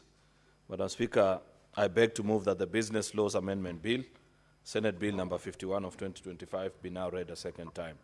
I have moved many bills in this House, Madam Speaker, but none may prove to be as consequential as this particular bill, Madam Speaker, in light of the challenges that this country continues to face today. Madam Speaker, we speak so often about the debt distress that Kenya finds itself in and the need to live within our means. But, Madam Speaker, one of the challenges that we have is that we can talk about reduction of the fiscal deficit. We can ensure, Madam Speaker, that we are compliant, grow the tax to GDP ratio. But one of the conversations we don't have, which is the one silver bullet that can resolve all these challenges that we continue to talk about as a country, is how to grow the national cake, Madam Speaker. How to ensure that there is significant growth in every sector of the economy to a point, Madam Speaker, that there will be sufficient for everybody to share. The answer to our debt problem is a grown economy, Madam Speaker, that will support repayment without clouding out other development programs, Madam Speaker. The answer, Madam Speaker, to the high taxation that many members of the public continue to complain about is because we are over-reliant on a very small population, Madam Speaker, while the significant part of this country, perhaps maybe 70, or I don't know what exact figures will be, perhaps I may need to check, is that there is a very small population that carries a huger part of the tax burden in the country. And therefore, we must continue to think and find ways in which we are going to grow the national cake, Madam Speaker, to make our country more competitive. The World Bank did release a report this week, and I don't know how many people found time to follow that particular discussion. And this is part of the advice that they give to Kenya, that for Kenya to regain its competitiveness, we need to make amendments, Madam Speaker, to ensure that where we have lost sight of growing, Madam Speaker, the various sectors of our economy, we refocus and repurpose and make this country a fit for purpose for the 21st century, Madam Speaker, of an economy such as the one that we run. Madam Speaker, it will be important to note that while there is good progress and growth to be reported, real growth, Madam Speaker, is yet to be measured and realized. It will only be measured and realized, Madam Speaker, when the ordinary person begin to appreciate the interventions that are being made and see a direct correlation between the policies that are being made and their life. It is until, Madam Speaker, we are able to come up with sound policies to grow our tourism numbers to a point that the communities that grow around the tourism circuits, those in the coastal areas, those in the places that have wildlife sanctuaries, Madam Speaker, are able to see significant number of tourists to a point that business bounces back to the levels that actually have never been seen before, not even to what was there previously, because I don't think that's accurate, Madam Speaker, given the fact that we know we are now actually in upwards of 2 million and above. But if we were able to grow that even by 50%, Madam Speaker, to make it 3 million, then believe you me, you know, the game drivers, Madam Speaker, the women that operate the tuck shops next to the wildlife sanctuaries and so on and so forth, those that work in the hotel sector, those that provide food to those particular entities will be able to appreciate. If you think about FDI, which is now our coffee and tea of the 80s and the 90s, it's the largest export, Madam Speaker, human beings actually, citizens that go out of the country to work in the different parts of the world to do either formal or some even informal jobs, Madam Speaker, and send back to the country lots of resources and are earning now more than our horticulture. You know, back in the day, that was our premium possession as a country. But now we appreciate that with interventions such as the Kazi Maju program and the promotion of the diaspora, Ministry of Diaspora, Madam Speaker, we have Kenyans sending in excess of $1 billion back to this economy, Madam Speaker. People that are building, they are setting up businesses, they are doing this or the other, Madam Speaker. If we are able to come up with the policies that will ensure that we will grow that by an additional 100% so that we make it $2 billion instead of one, Madam Speaker, that is real growth that will be realized, because that is money that has come back to this economy. If it's on exports of the horticulture, Madam Speaker, ways and policies to ensure that we earn more for our farmers, be it in the beef sector, tea, coffee, Madam Speaker, to make sure that we have progressively made policies that ensure that our farmers earn better than what they already earn, Madam Speaker. Instead of tea returning back to us upwards of $1 billion only, to make it return 2 to 3. And it is possible because, Madam Speaker, that is the intervention that we seek. Therefore, that is just to lay basis of what this particular Business Laws Amendment Bill seeks to do, Madam Speaker. It's an amendment of various provisions of different statutes and laws in our country to make Kenya globally competitive and ensure that we conform to the global standards. What other countries, the so-called Asian tigers, for example, Madam Speaker, that have been able to grow progressively and faster than us over the last couple of decades, yet maybe at the time of independence we were at the same level. It's because they were intentional, they made certain sacrifices as a country, Madam Speaker, to ensure that they became competitive. That is what we seek. This is in response to what the business community is telling us. And I must appreciate, because there are not many laws that we pass in this House that are actually from the private sector, Madam Speaker, that are actually from the people that can help us grow the economy in this country. We just imagine that government needs to do this. Many of the laws that we pass here are about regulating this and the other, making sure that, oh, somebody doesn't do this, they don't do the other thing. That is not what will take us to the next level, Madam Speaker. What will make us competitive as a country is if we realize what is it that we can do to make our private sector players competitive and compete with other players from different parts of the world, Madam Speaker, and earn for this country. Even reduce. Think about it, Madam Speaker. We spend as a country close to 500 billion Kenya shillings importing food alone. Wheat, sugar, rice, cooking oil. Madam Speaker, it is not rocket science what the countries that we import from. Pakistan for the rice, Malaysia for the edible oil, Russia, Ukraine, and these parts of the world for their wheat, Madam Speaker. It's because they have listened to their private sector. They have taken time to understand what is it that if they did to their private sector, they will become more competitive and ensure that they produce sufficient for their own country of origin and enough even to export to other countries. And we must make those interventions. I'm particularly appreciative, Madam Speaker, of interventions that have been made in certain sectors. For example, the sugar subsector, that we have read reports that for the first time, in the next perhaps maybe a year or two, Kenya can actually move from being a near net importer of sugar to an exporter like Uganda, Madam Speaker, because of the privatization in that particular sector, Madam Speaker, and ensuring that local farmers are encouraged to grow more because now they have mills that are working and can pay them, and not just pay them, timely payment within 7 days. There is no other crop in the country. For tea, you have to wait for 30 days, Madam Speaker. For coffee, 30 days. For dairy, 30 days. It's only in the sugar subsector that farmers actually are being paid every 7 days by the private millers. That's why it was important, Madam Speaker, to carry out the leasing program so that farmers can understand and appreciate why, if they plant, because many of them had given up and they had left just a small portion of their land for subsistence. But now they are seeing it as a business. They are sure that when they grow their crop, they'll have somewhere to supply. Out of that raw material, we will be able to feed the local market, Madam Speaker, and perhaps even import.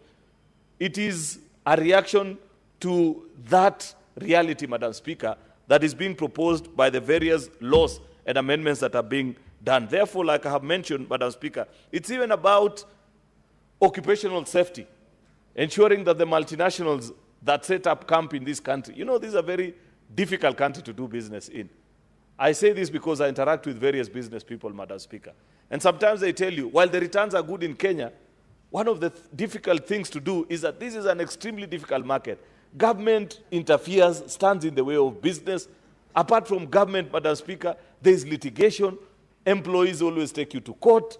And out of the court issues, Madam Speaker, you will never be heard. 9 out of 10 times, if an employee takes an employer to court, you're almost certain that you will lose.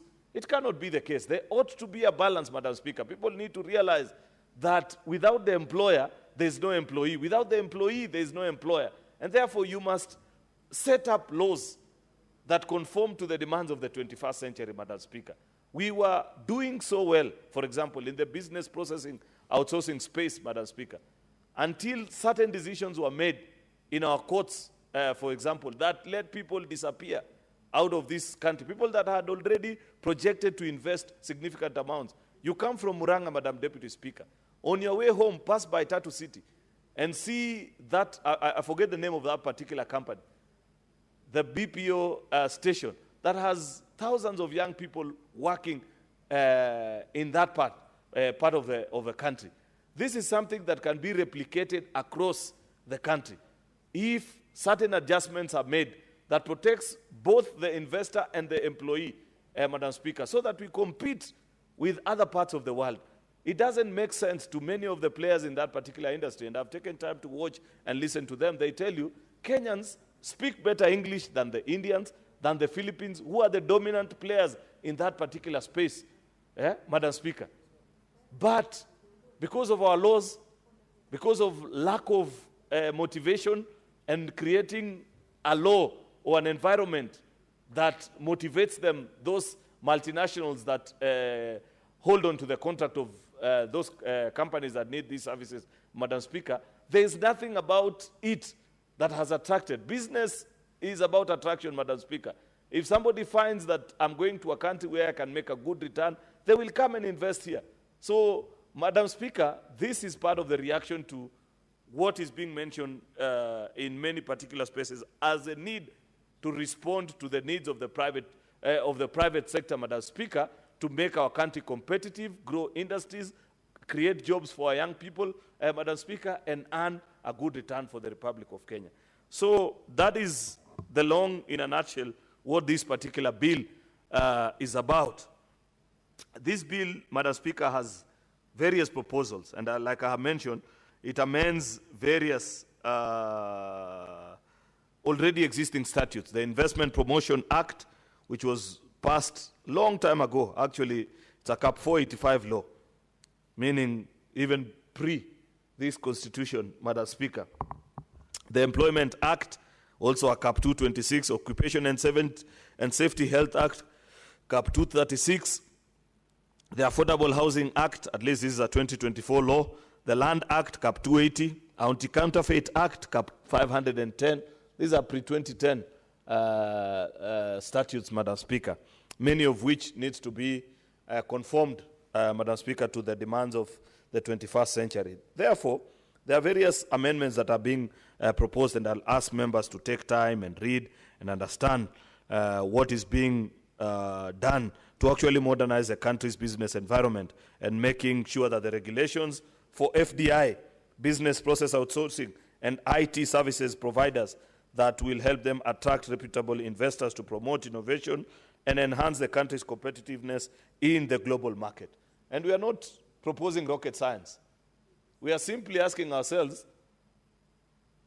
what is it that Philippines have done to make their BPO industry employ perhaps 10, 15 million people, while ours is a paltry 50,000 or perhaps 100,000 maximum, Madam Speaker? Why India are able to do 3 to 4 million, you know? So it's not like we are walking a path that others haven't walked.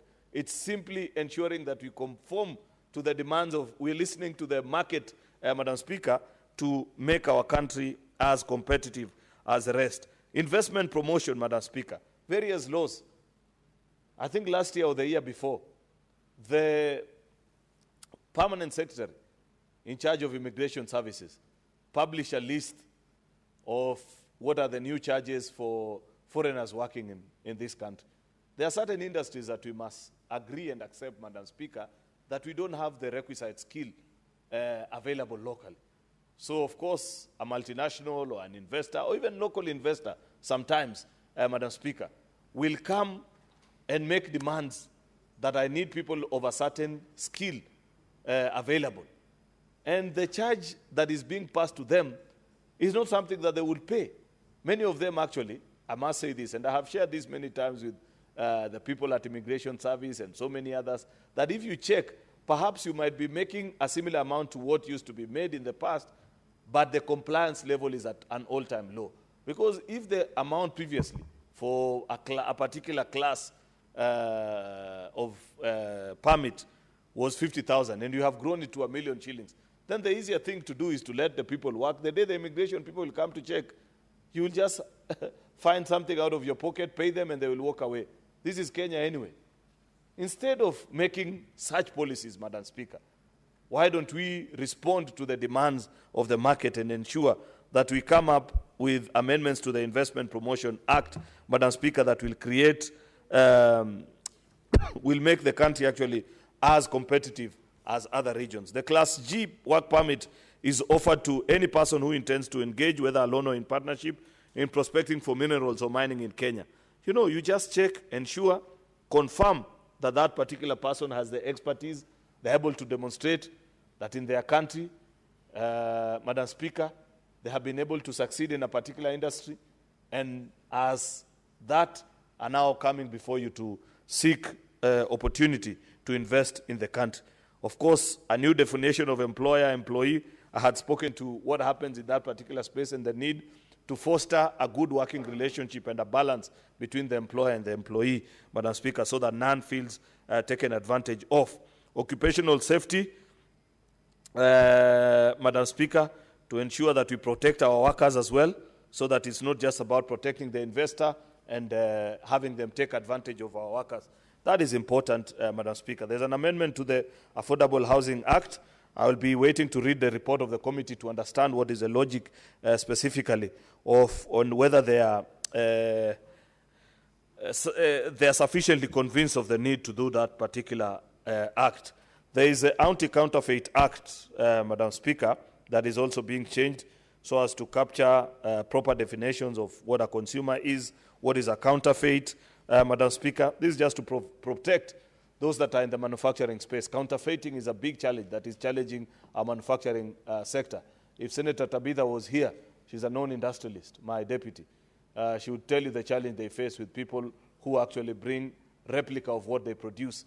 And since it has been produced cheaply, they cut them off the market. And just tightening that particular space, Madam Speaker. In the ICT space, Madam Speaker, there's a lot that is being mentioned. Therefore, this is a very interesting piece of legislation. I want to take time and listen to colleagues, share their thoughts on it, read about it, Madam Speaker, and be able to lead us into making a law, Madam Speaker, that responds to the needs of the market. With those many remarks, Madam Speaker, I beg to move and request the Senator for Tana River, Senator Danson Buya Mungatana, to second. I thank you, Madam Speaker. Senator Danson Mungatana, thank you, Majority Leader. Thank you very much, Madam Speaker, for giving me the opportunity to second this bill. Madam Speaker, I want to thank the mover of this bill, our very able Majority Leader, for moving the Business Laws Amendment Bill 2024. Madam Speaker, I may not be the most qualified person, but I am amongst the qualified people to look at business laws because, Madam Speaker, I did at some point lecture on various business laws in the Nazarene University and also at the cooperative universities in Kenya. So some of these issues that I am going to discuss here are issues that we have discussed at the academic level, and I'm glad they have found their way into lawmaking and therefore solving some of the academic quagmires that existed before the amendment of the Business Laws Amendment Bill 2024. Madam Speaker, this bill intends to bring amendments to various laws that help us in the running of business. And the most important thing that I need to say is that it's a positive step towards creating a very good business environment for those who wish to invest in this country. Madam Speaker, the first law that it is dealing with is the Investment Promotion Act that is being amended. Madam Speaker, I really second the amendments that are proposed under the Investment Promotion Act. Madam Speaker, I would also ask the committee to look very carefully into these amendments. And if there's a place they can support at the third ring, we can even make them better. But the first thing, Madam Speaker, there are now certificates that facilitators for foreign investors must be given by the government. Madam Speaker, a lot of people have lost money. Foreigners come to this country with the aim of starting, putting in their money. And Madam Speaker, they land into the hands of con men and con women. And these people take them round and round. And at the end of it, they lose their money in this country. And Madam Speaker, the game they play, they go all the way and coordinate even with some officers to to make sure that that person who has been conned is declared a persona non grata in the country, so that he loses his money and then he cannot come back to Kenya. And people just continue living, enjoying here largely, you know, posting in social media how they have bought new cars, how they have done what, and yet it is money they have stolen from potential investors. So, Madam Speaker, when we say that the new proposed Section 3 that now accredits those people who are calling themselves facilitators, now I'm saying from the floor of this Senate that there will be need for you as a foreign investor to go and meet properly accredited facilitator for your investment. You must go to them.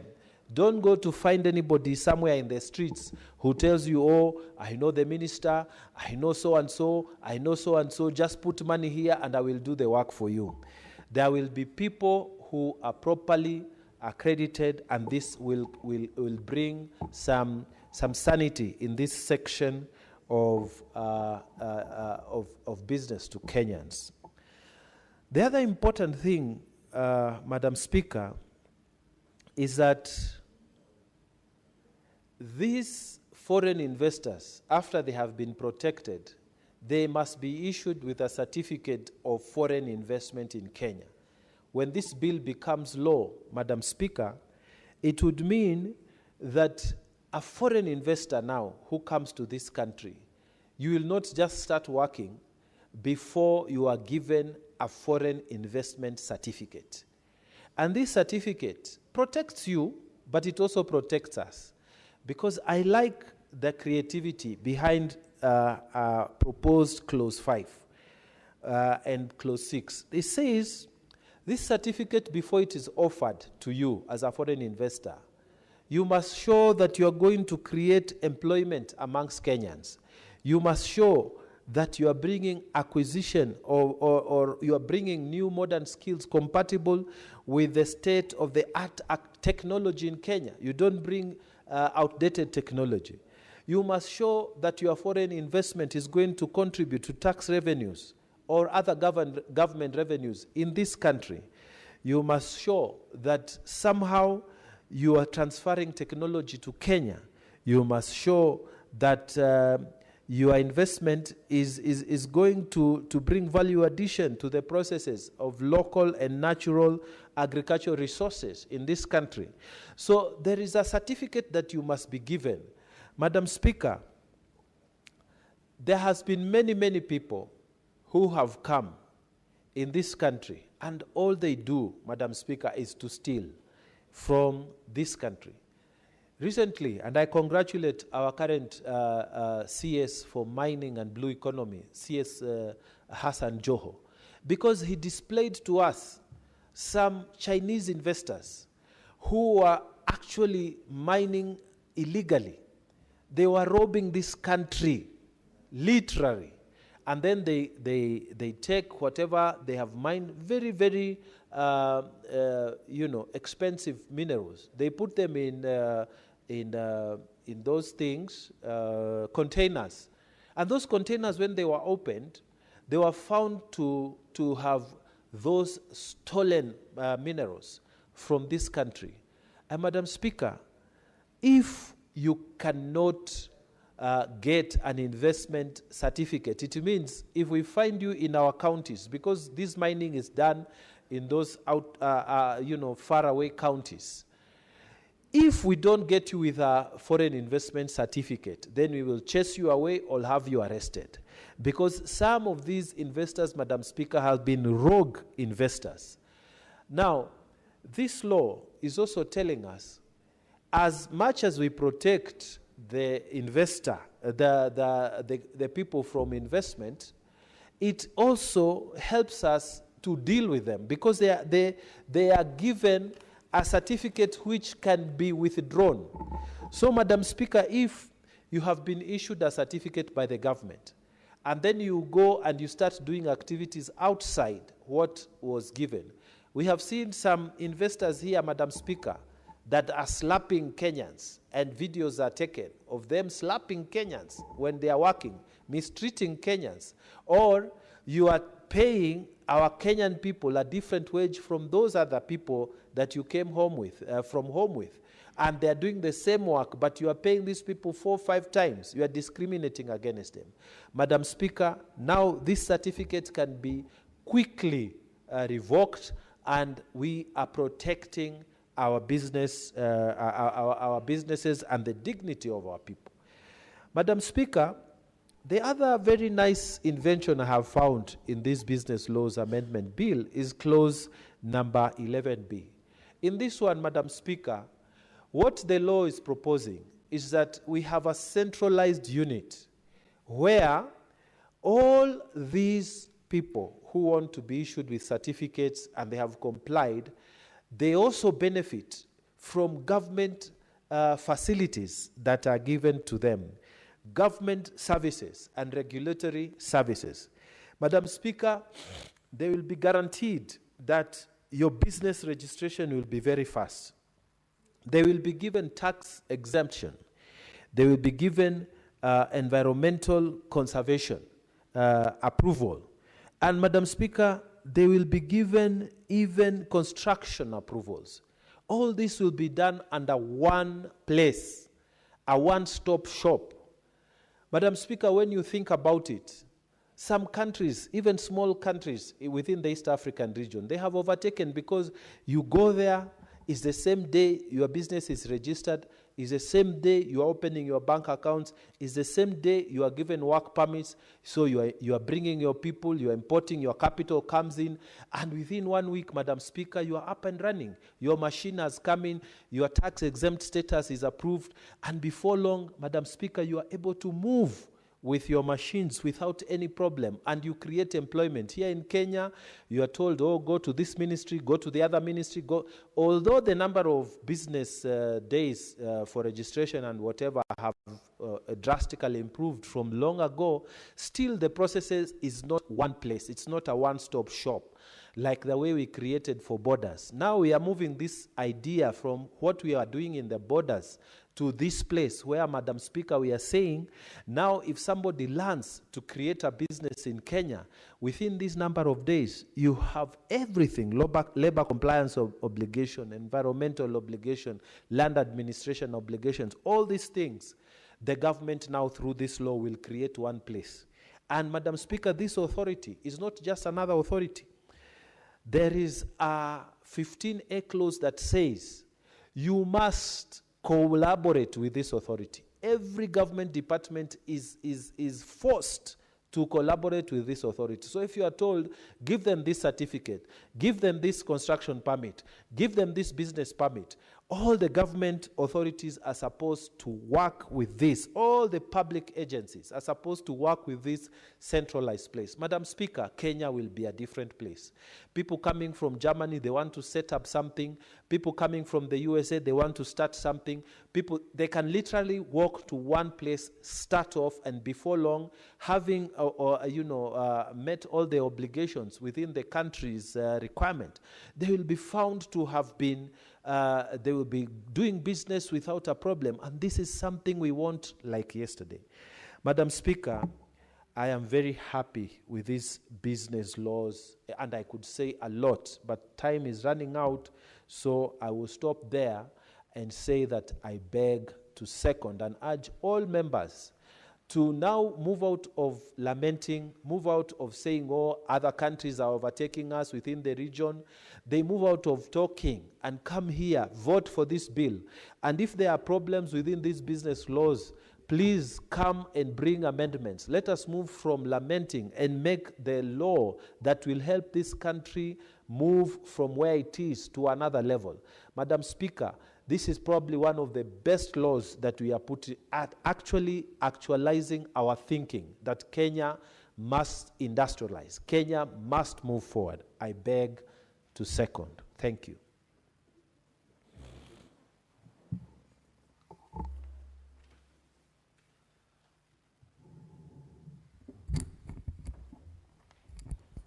Honorable Senators, I propose the question that the Business Laws Amendment Bill, Senate Bills number 51 of 2024 be now read a second time.